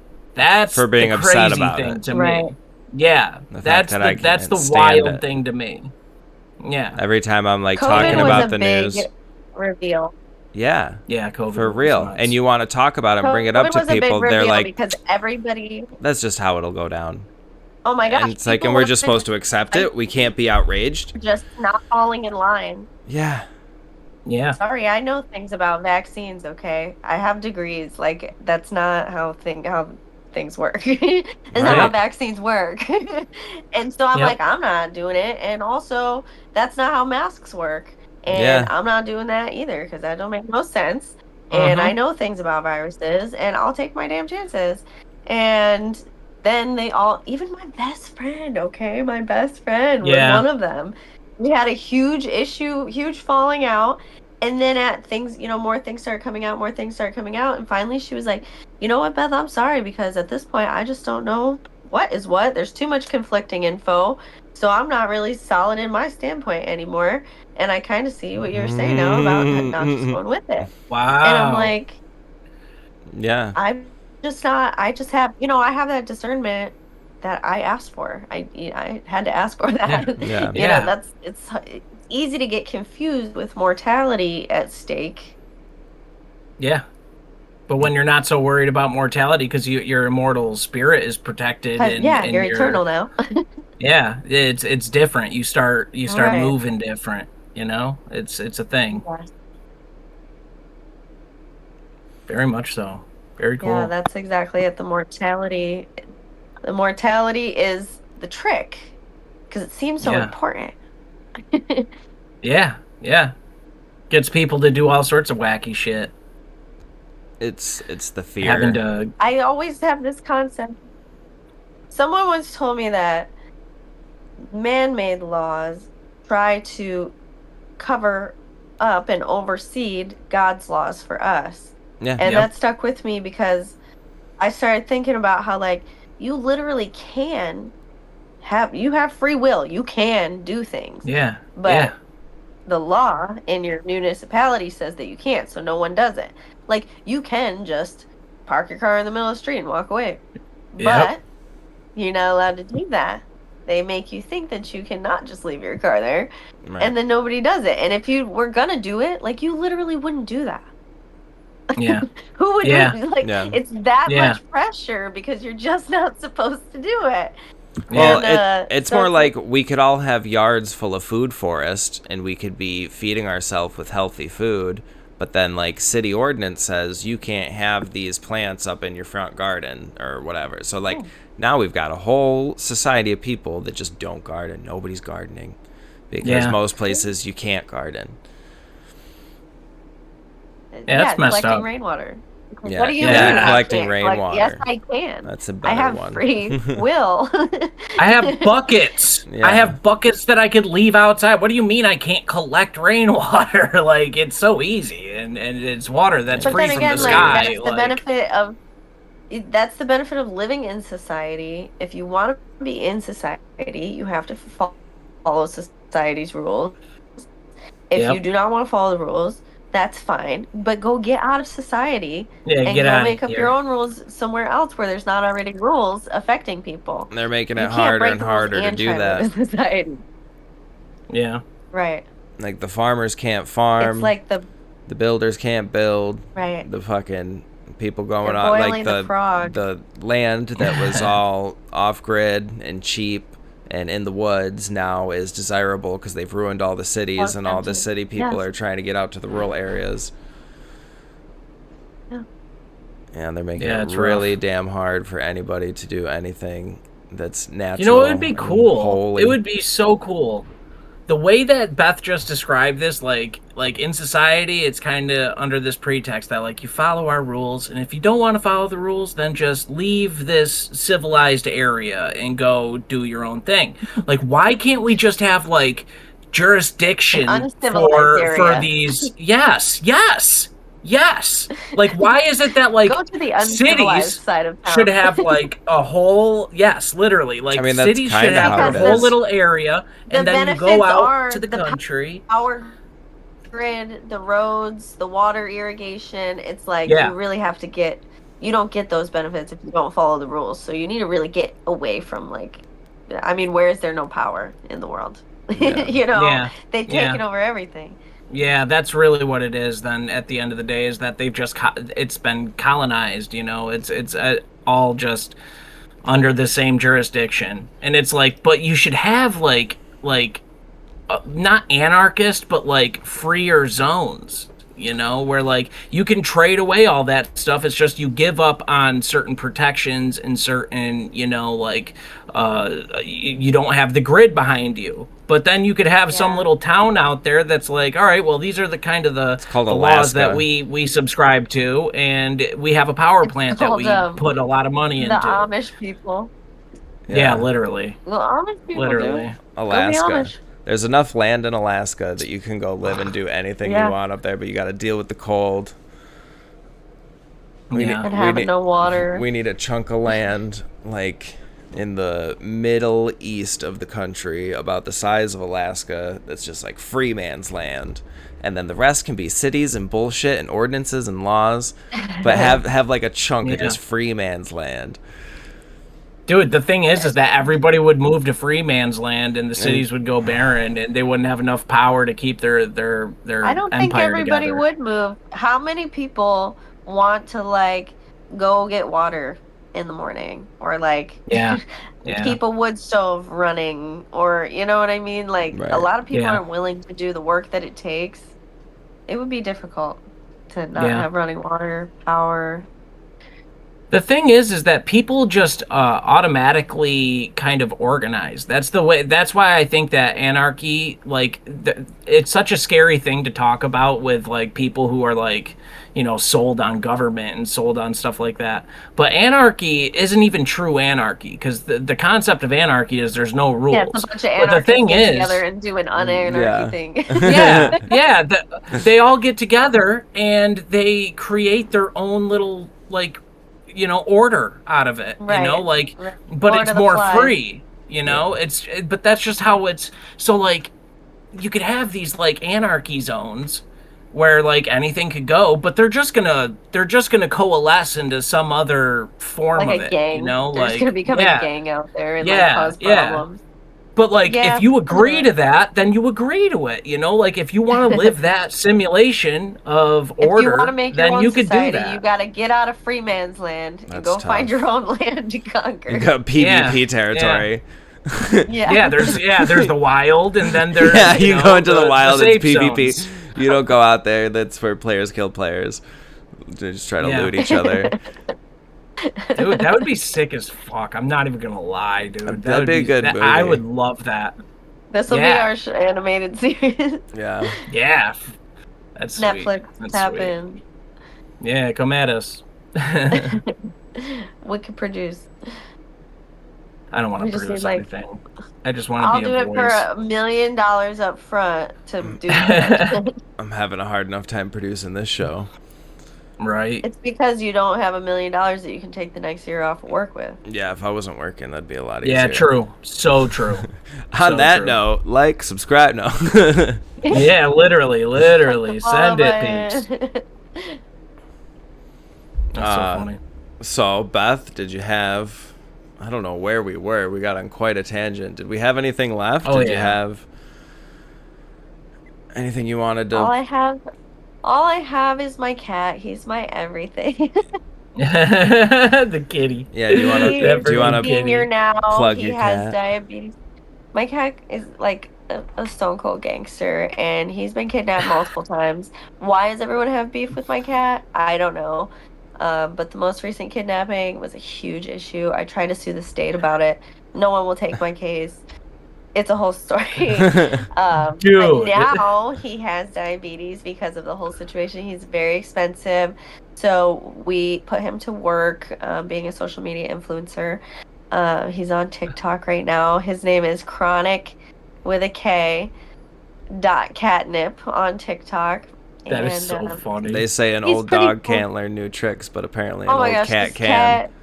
The cat gets me. Me and the cat like share a soul bond. Like we understand each other. He's like me, and he can learn anything. I taught him to use the toilet. He goes to the bathroom on the toilet. I taught him to use talking buttons. Taught him to walk on a leash. He's so cute. He can tell me exactly what he needs. He can tell me what he needs, like insulin. He pushed a little insulin button. He's super cute. See, that's what I don't get. How does the cat know it needs insulin? Probably feels like crap. Oh my gosh, the cat wakes me up in the morning at the stroke of 10 a.m. if I'm not out of bed. Usually I get up at 9. But if I don't, as soon as it's time for his dose, he's there 2 minutes early, waking me up. If I don't wake up, he bites my fingers until I get up. And then at the end of the night, when it's time, he come and sit and stare at me. And I'm like, what do you want? And he's like, stare at me. Like, and it's a shot. It's an insulin shot, right? Yeah. So it's like there's no way he wants a shot. No, he but wants to feel better. Insulin, right. Yeah. He wants his medicine. That's crazy. Yeah. He knows that gets him not feeling like it's not like a treat. It's not like a Pavlovian thing. Right. It's like he knows he needs his medicine. He was hesitant, like he was kind of fighting it. It was difficult to find the rhythm. But after a couple times of anything, once he realizes that it's helping him, he is all in. He totally lays down. He recently just ended up in the hospital because his blood sugar was actually too low. Like he was getting too much insulin all of a sudden. So we started doing at-home tests. And now he just lays right down for his test. He's totally cool. I have to prick him and get a little drop of blood and test it. And then if he needs insulin, I give him insulin. But like, no, within like 3 days of anything, he's like totally cool with it. He gets it. If I like, obviously I'm very in tune with him and I pay attention to him. So when he needs something, I usually just figure it out. But if I can't figure it out and we sit down and we'll do the buttons together and he'll pick the one that he wants. Sometimes he says like grooming, sometimes he says outside or like litter box or medicine or food. And then I let him pick like which different foods that he wants or which treats that he wants. And he has opinions. He picks different stuff all the time. That's dope. You think your cat would just pick like treat, treat, treat, treat. But sometimes he does. But then sometimes he's like, yo, I need some medicine. And I'm like, oh my gosh, bro, you're so smart. That's incredible, really. Have you thought about trying this with other animals? You know, like, are you just really connected to the cats, or do you have like any aspirations for maybe taking this experiment to different, species? Okay. The reason I started doing it with him was because he had medical needs, and I felt like there would be times where I would forget.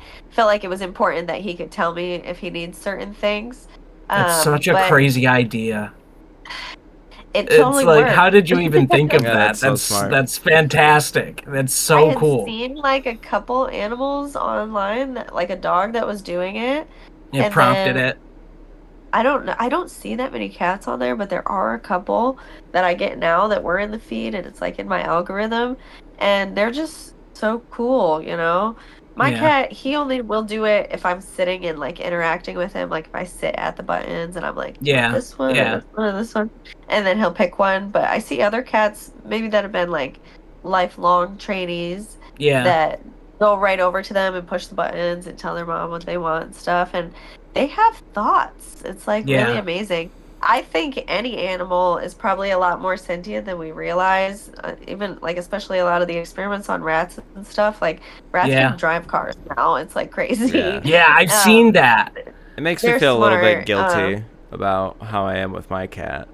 I think he's been on the show, right, Tommy? The orange one. Yeah, he jumped up I don't know once. I don't know if he was. I don't know if we were recording when that happened. I think we were. I'm not entirely sure, but maybe dude, he'll that be cat on the show is in the awesome, future. and you are a dink to him. Yeah, I agree with that. You are a dink. Everybody loves this cat. He is just too much for me. He is a lover boy. He is a lot. He's a lot. The dumbest. Just right up in your grill. Fucking. I've heard though that all orange the pets, cats all the are affection. actually kind of stupider. They all they all share the same brain cell. The one brain cell goes between all the different orange cats. So like every once in a while he'll be cool when he's got it, but the rest of the time he's an idiot. Right. I also have the kitten rescue, and so I've had all kinds of like litters of kittens, and sometimes they'll be like from a calico mom, so like one will be orange, one will be tuxedo, you know, you get all different mix of different kinds, and they do definitely all have different personalities. I do find a certain like commonality in a lot of the tuxedo cats. And then I do see a lot of orange ones that are just like very aloof, like maybe not the I love that. In the I box, love it. a little wobbly compared to the rest. And they're just kind of silly, you know. Isn't that what you want in an animal? You know, you want he's him to be the ginger fun. of the cat race, so it's like ginger. I don't know, when you're speaking about humans, genetically they have less variation. They're like the weaker phenotype of all the genetic types. Right. They're the least dominant. And some of my family is ginger also, and I notice genetic weaknesses in them too, like especially through the age and stuff, and like same with my wife's side of the family. Oh yeah, she's they're ginger, all gingers, right? and they're all super unhealthy. Weak genealogy, like genetically speaking, in a lot of ways, and so maybe ginger cats are just also like kind of like genetically weak in the brain. Yeah, that makes sense, dude. My cat buddy, he broke his hip just playing with another cat. Aww. Like, that's however, crazy. was able to tolerate getting like sideswept by a car. Like that's wow. But yeah, just playing with another cat broke his hip. Oh my god! But can get smashed by a car and he's a tank. He's good. Yeah, no, that theory makes sense. The bad genes and the red cat and the orange cats definitely resonates with me. Every cat dude, you just hate your cat. Yeah, I do. I've just learned that if you guys want a cat, leave really a comment. I'll send you a cat in the mail. He's been trying to pawn the cat off onto me for I don't even know how anybody. Long. Because I'm always nice to him, because I noticed that Dave is like, just die already. Just die and run away. That's what Dave will do. And I'm like, we can do a whole show. And I'm like, I love you, kitty, all right? He don't mean it. He don't mean it. And Dave's like, yes, the fuck I do. Yeah, I do mean it. Die. Die somewhere. And yeah, it's I don't understand it either, because I love, like, if my cat would come up and be all over me, I would love that. He's so, like, antisocial kind of. That's what everybody says. They're like, oh, cats are never like this. And I'm like, bro, if you were living with it, if you were living with this guy, you would know. He does get to be a bit much, I will admit. And I just visit, and he gets to be a bit much. But I have to admit, I don't know if I would ever get to, like, just die. No. I think I'd just be like, bro, just go somewhere, all right? Let's not make the internet think I abuse my cat. You don't abuse... internet, he doesn't abuse his cat, but he verbally abuses his cat. Yeah, if he could understand English, he'd have different feelings about me. He can, though, bro, is what I'm telling you. Yeah. So, he knows what you mean.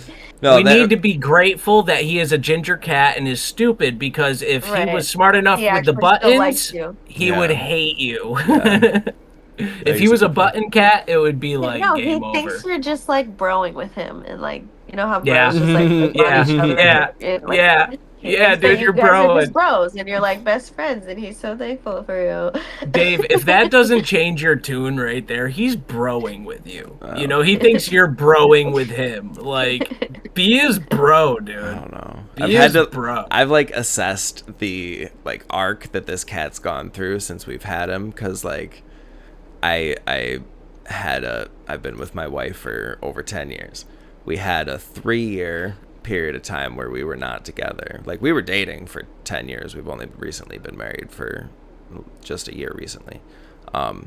We had a 3-year period where we were not together. When we got back together, we got this cat because she was staying with her parents, and they had taken in the cat when he got sideswept by the car. And then he broke his hip, and he was like this $3,000 cat that you just couldn't get rid of. And so we took on this cat and took on this debt and just had this boy. And when we got our first apartment, he was really good. He was very timid. He didn't want to get up on the bed because the other cat kind of like claimed the bed. And I was kind of like trying to get him out of his shell by giving him a bunch of affection and making him my bro. Oh boy. And then somewhere along the line, he just got over bro. And I couldn't handle him. He's too much for me now. It's because what he realized was that the other cat is the alpha, and you guys are both betas, so you're on the same level, and he can reciprocate. You think? Dude. Yes. Because I'm definitely not like beta-y to the other cat, especially now since we have a baby. But she sleeps on the bed, and she decides where everyone else sits, so he thinks she's the alpha. Dude, maybe. Or maybe I put him up. I put him up on the bed. I got him used to getting up on the bed because fuck that other cat. I would knock her off of there so that he'd come up. See, now that's very alpha. Okay, yeah. Maybe he just wants to impress you because you're the alpha. Maybe. Yeah, maybe. He's just trying to. My wife has theorized that he wants to be me, and that he loves me and wants to be me, or that he wants to be me because he loves her. Because sometimes he's like that with her. Right. But mostly maybe he thinks she's the alpha. Maybe it's both. Why does it have to be either or? Maybe it's the whole shebang. Like we were saying with the dog thing, like maybe he just thinks we're all cats. You know? Dogs think the humans are dogs. Cats think we're cats. They think that we have the same mannerisms and like set the pecking order like cats do. They're like, oh, that's the pecking order. Well, there's a confusion somewhere. The pecking order is chill the fuck out. You're over affectionate, you crazy fucking cat. That's the pecking order. Right. You gotta hiss at him.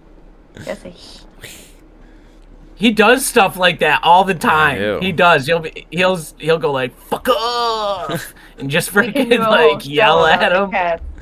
I haven't, been so interested ever since I started doing this buttons with the cats, and at the same time I was studying neuropsychology, and I'm just like, animal psychology is a thing. Like, I'm so interested in what this animal is thinking all the time, and when I get little glances into his thought processes, it's like so cute and touching. I'm like, he loves me. Right. He's a little existing little creature. He's so cute.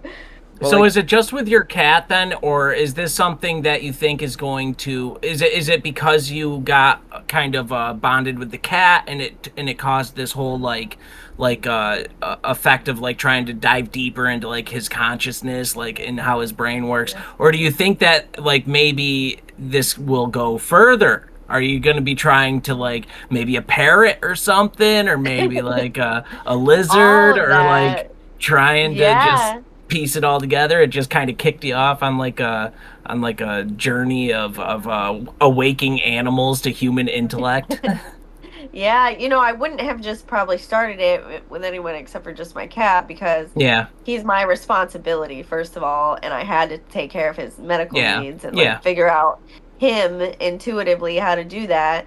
And like also we have a very long-standing like 14-year relationship, so I also know a lot about him already, so then I can like really see what's under the surface a little bit more, because I know how he is and stuff.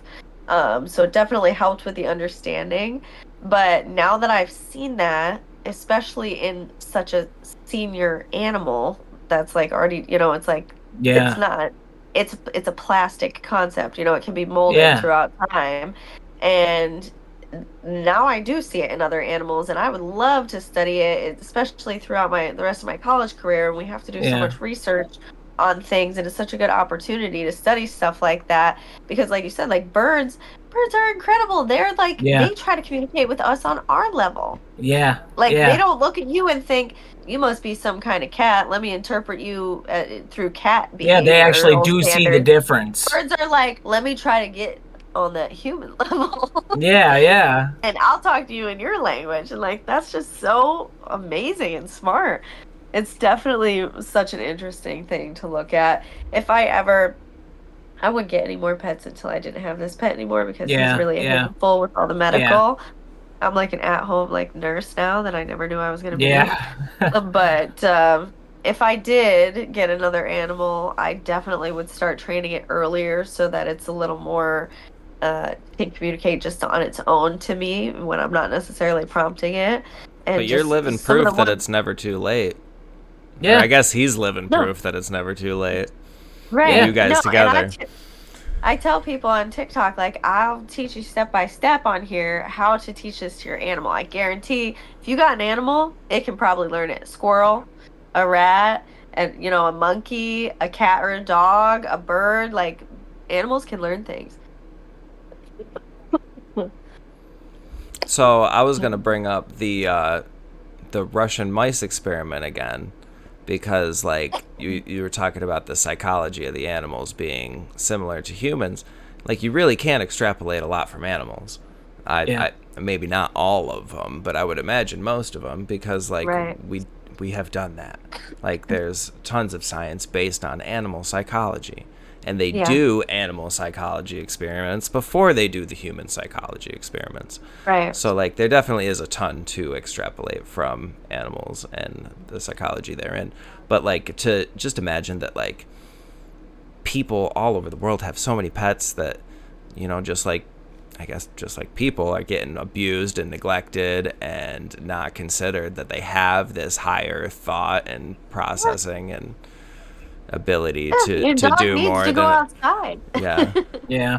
You got a dog in your house all day. They have a drive, like they have like their instincts, and like they have Right. like a code in their genome, for like what they do, which like a dog, I mean, look at its teeth. It's supposed to be going outside and chomping on shit, and Running, yeah. it's got its muscles and it's built for speed. Like it's supposed to be doing certain shit, like, and when it's not, it's gonna probably get anxious and feel freaking Right. nuts, like it's gonna be like, what's the purpose of all of this? Like, except it doesn't have the language to like run that down, that like train of thought, so it might manifest in like acting out. Like maybe it goes and nips at its owner, or something like that. Right. I had a thought too with like in the Bible, it has like the distinctions between the animals. It has like the fish of the sea, and then it has like the beasts of the land, and then it has the creepy crawly, and then it has birds, and then it has people. And like, so I'm wondering if like on a different level with like maybe training the animals with this like these buttons and like trying to open them up like consciously and communicate with them on a different level. I'm wondering how that would maybe differ, or because you said like birds, they're more willing to meet you on your level, but then dogs and like certain other animals, they're not, and they're like classified in the Bible, like as these animals, like it doesn't go into great detail about Right. them, but like birds are different. They are a different Yeah. thing. And then you got fish and like things of the ocean, and they're different too, but like I guess that there are like whales, they're super smart. See, what's weird is like probably. you've got like octopus that are like geniuses, Yeah. and then you've got Yeah. like fish that are retarded. So Yeah, like trout or salmon, just freaking all they do is run and mate and die, like And, they like, don't have very complex like I'm sure it's the social same for like structure. all different sorts of animals. Like there's got to be some that just operate 100% on like DNA and nature, and then some that have a higher thought function. It's so like weird, like man. elephants and dogs, and dude, dogs can drive Like- cars, mice can drive cars. Yeah. It's interesting too, like throughout cultures, how certain animals play a certain role, like very heavily, Yeah. like some animals are like highly revered in a society. And like you said, the Bible like has very specific outlines of like different animals. Like it's obviously a very important part of the system as a whole, Yeah, the realm, yeah. if you will. But like, to what point do we not revere, but like, I don't know. I still reserve the thought that I don't think animals have souls. I don't put them at the same level as a person. I'm wondering that too. I do wonder that too. I mean, when you see an intellect, and you see like that connection though on a level Right. like with what It's hard Beth to is deny. is experiencing, it's hard to it's hard to say that they don't, you know. I think but it like, just goes to affirm that like we do need to be compassionate in our yes, nurturing and caretaking of the planet.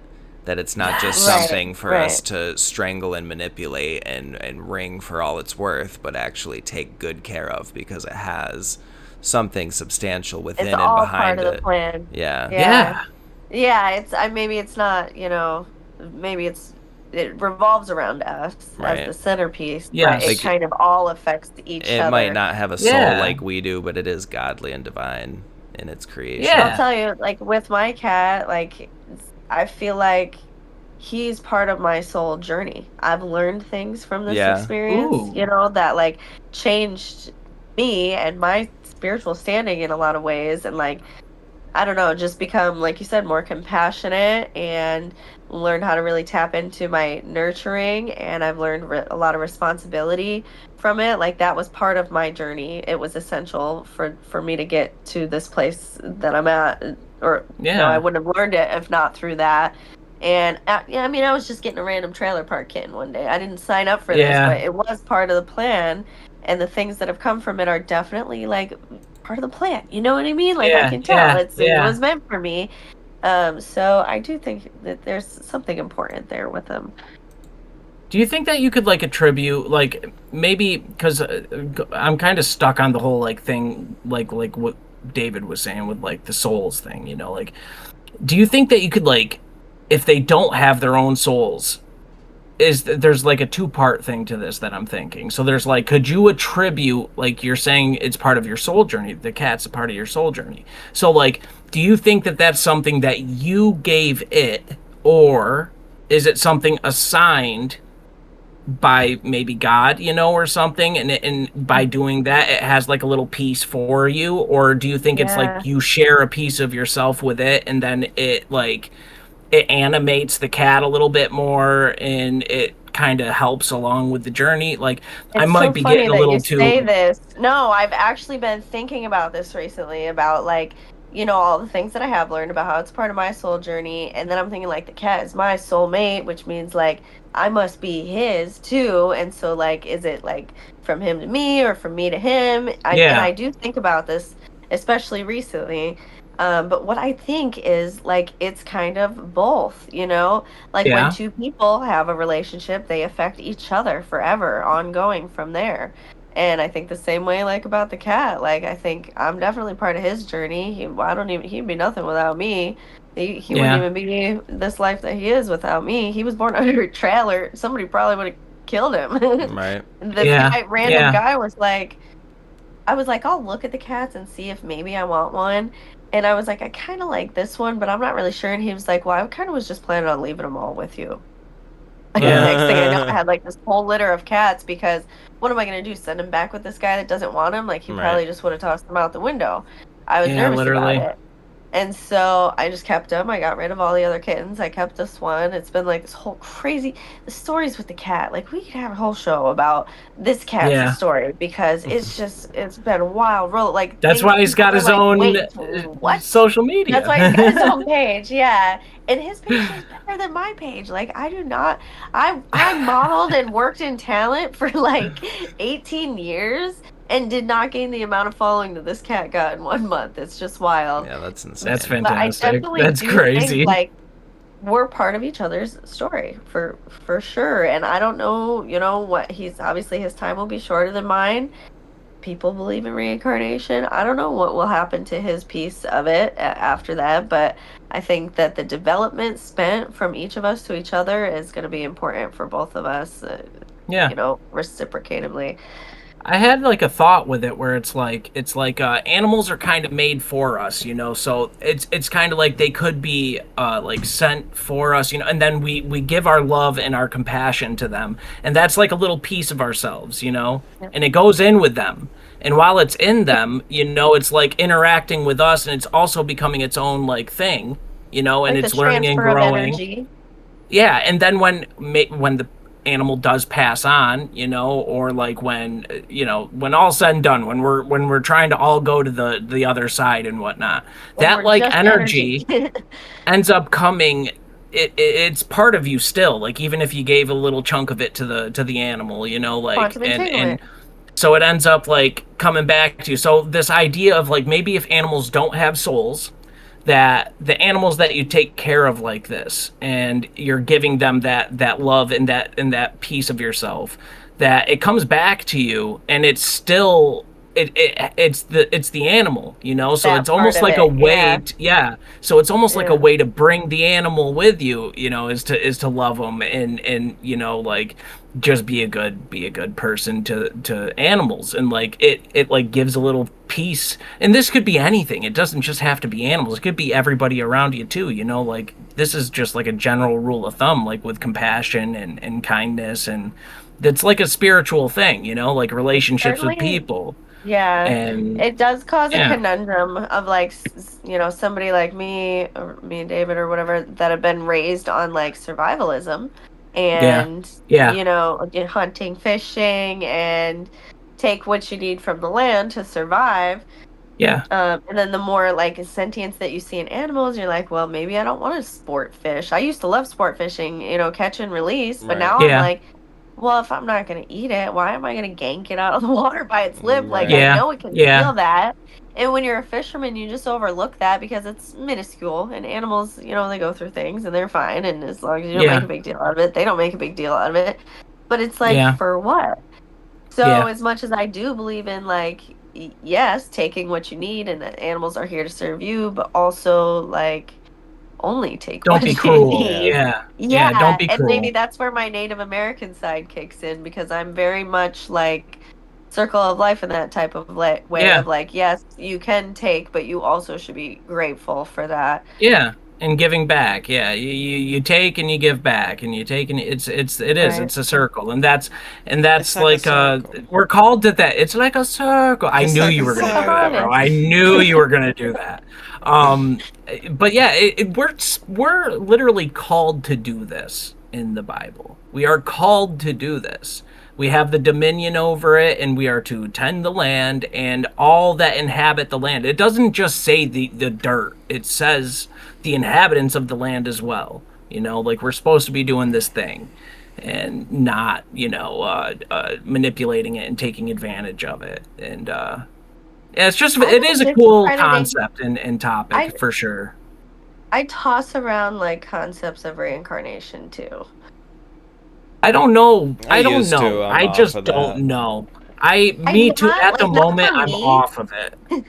I think you know like reincarnation they say it's until you achieve enlightenment, which for me is like Jesus is like the direct link to enlightenment. So Yeah. obviously I'm out of the loop. Yeah. But maybe other things aren't. I don't know.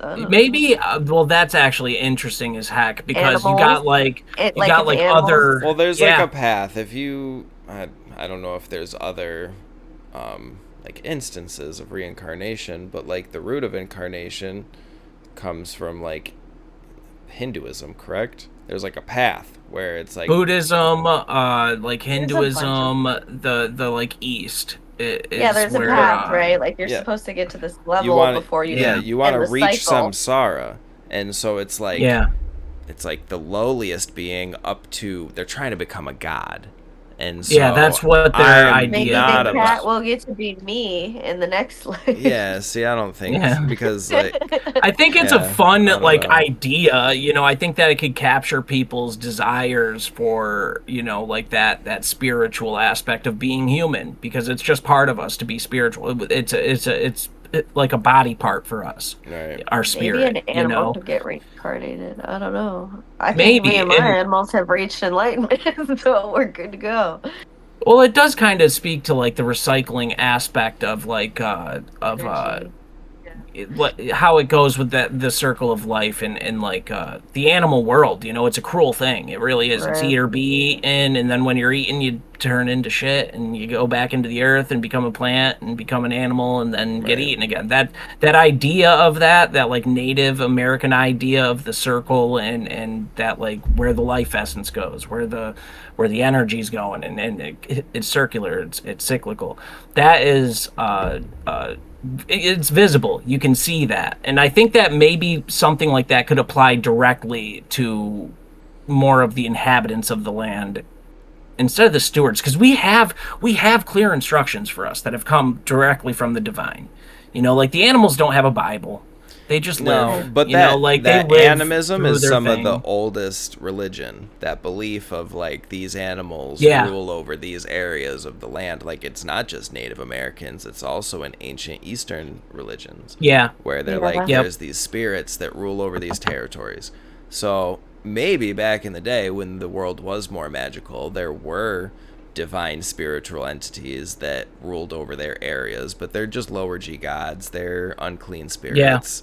That's Nephilim Right. shit. Bro, I want to talk about something because you just brought it up and like totally triggered this experience of mine. What you're talking about with these spirits of the land, like I feel like I've had direct contact with something of that nature before. There's this place north of us that is like very rural, very raw, you know. And I would go up there, and this would happen a lot during when I was not so Christian, and I was very much so more open to a lot of other things. And I would go up there, and I'd go on like journeys, and the land just gives you a feeling. There's deer everywhere, there's animals everywhere, and like people are there too, but they're kind of living more back. They're not. It's not developed like that. Right. And in my mind, it was the craziest thing. I would see this like being. It was so strange, dude, how it happened. I would see this like antlered, like almost like a deer head, but skeletonized. So it's a skeleton, a skull of a deer on top of a body, like of a being. And it's just something that I imagined in that land. It was strange how it happened, and it feels ancient. It feels old. It feels They call like that a vision. it feels like part of that land, and it doesn't feel any which way. It doesn't feel benevolent, and it doesn't feel evil. It just feels like it is, like and it to me just kind of it speaks a lot to what you were just talking about with like how there's maybe back then. I think it's still possibly here, and I think it could just be like remnants of this like this ancient system that was going on before things really had to get kind of taken over in a more direct way with like God and the new covenants and everything. There was a lot more chaos going on with the Nephilim shit, and early humanity. And I think that those are like There's echoes or definitely other whispers. metaphysical. Yeah. There's definitely a lot of metaphysical. I mean, we can only see the physical. Yeah. That's not like we know that there's more than that there. We just can't Yes. measure it. Yeah, that area, man, it's so weird because then I would like going up there just for it has a vibe to it. It's just old and like rustic and like the trees are giant there. The trees are old. They got stories to tell type deal. Like the land is just cool. And then all of a Yeah, it's sudden all just alive. driving through there, just getting this vision of this freaking thing, this giant thing just sitting there. It was wild. That's so terrifying. It wasn't at all. I was just like, oh, wow, that's kind of.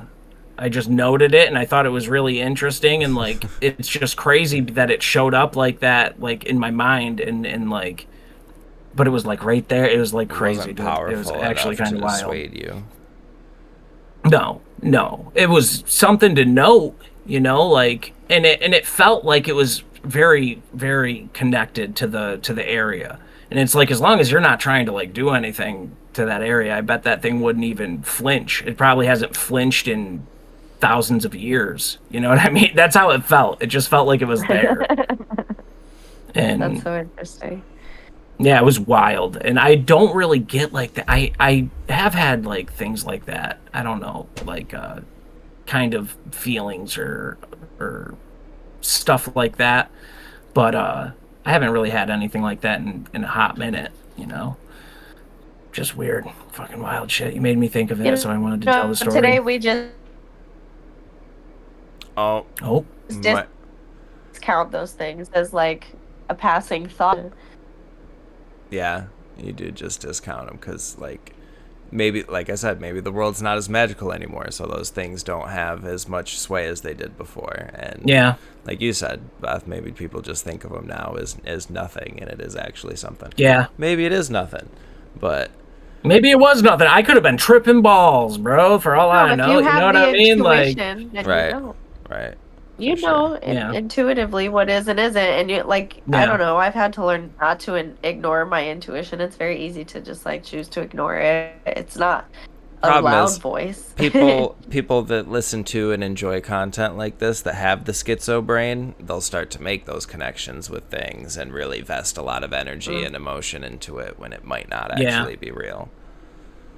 Yeah. Well, or if it is real, it might not be interacting in a sense that is beneficial or meaningful. It could just be like a void where they're dumping all this energy into it, and maybe it doesn't register to other people, but it's doing something. Like where we have God, right? And we're like, oh yeah, it could be real, definitely interesting to talk about. That's essentially as far as we take it, where somebody else could be like, oh, that could be real. Let me go back to that forest. Let me test it a little further. They get the feeling again, and they're like, man, that was real. Let me go back and do a seance.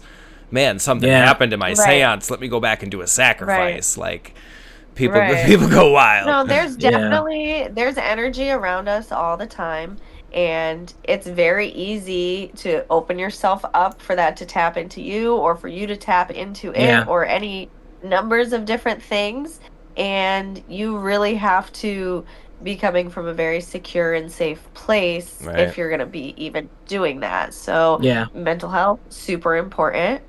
If you don't know that you need, like, if you are wondering if you're a good person or wondering if you're crazy, you're probably not, right? Okay, but if you just don't know what you don't know, that's the most dangerous place to be. Education and self-searching is definitely the place to start.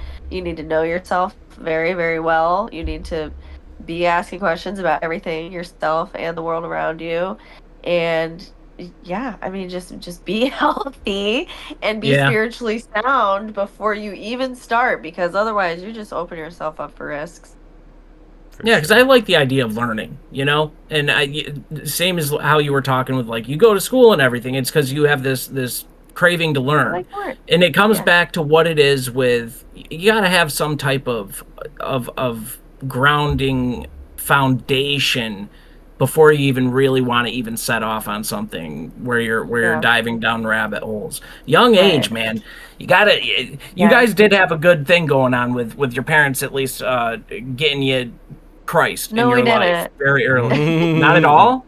We had that, but like we also had a lot of problems. Well, yeah. Everybody's got problems. Everybody's got their own path that they have to follow, and like. I don't know. I don't suggest do anything without God. You're doomed. Yeah, God. Yep. Yeah, the crazy upbringing, I think, for at least me personally, was very foundational, but that goes along with the fact that it was also with a lot of like Christ and Bible and God, and you know, like it was crazy. We did move a lot of like a lot of wild stuff happened, but there was always like a solid presence of God in our lives. Yeah. And so, like, no matter what, with all the crazy that goes on, you always have that to come back to, and always circle back through to. That's, I think, that's for something I almost feel like I didn't really have. I feel like I had the other thing. I had the stability in the physical, but in the spiritual, I didn't have the foundation. And that caused me to go through a lot of extremely, rough, tumultuous stuff that finally I'm starting to land on some type of like foundational place, spiritually at least. So it's kind of interesting, the two different, like the dichotomies between it. Am I breaking up? No, Beth is. Can you hear us, Beth? Oh. I thought maybe you guys were both frozen. I'm kind of losing you guys. Yeah, you froze for a little bit. Oh, man. Well, I was thinking about wrapping it there. Plug your cat's channel one last time. Yeah, it might be two shows. Yeah, on TikTok. Yeah, we'll definitely have you back again if you want. You're coming through clear. Oh, I got a lot to say. Yeah, the cat is Kronic.catnip, Kronic with a K, catnip with a C, Kronic.catnip on TikTok if you want to see his little button pushies, or he actually gets paid. So if you just want to just, drop some follows or some comments or something just so that he can get like a couple dollars, it goes all towards his medicine. If ever the day comes that there is excess, which I'm in the hole, so it'll be a long if there was, I would just rescue more cats with it. I also have Space Coast Kitten Rescue.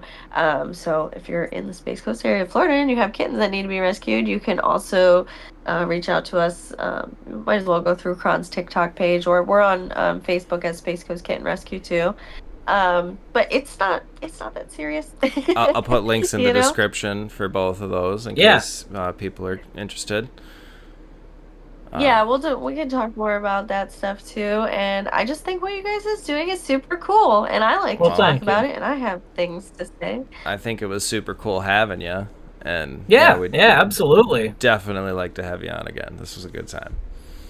Heck yeah. Okay, awesome, guys. Hopefully, let you know. Our people love it. If you did, make sure you fucking let us know down in the shit. Tommy will plug us because he loves to do it. Like, comment, subscribe, do the thing. Yes. And I don't know, wherever you can find us.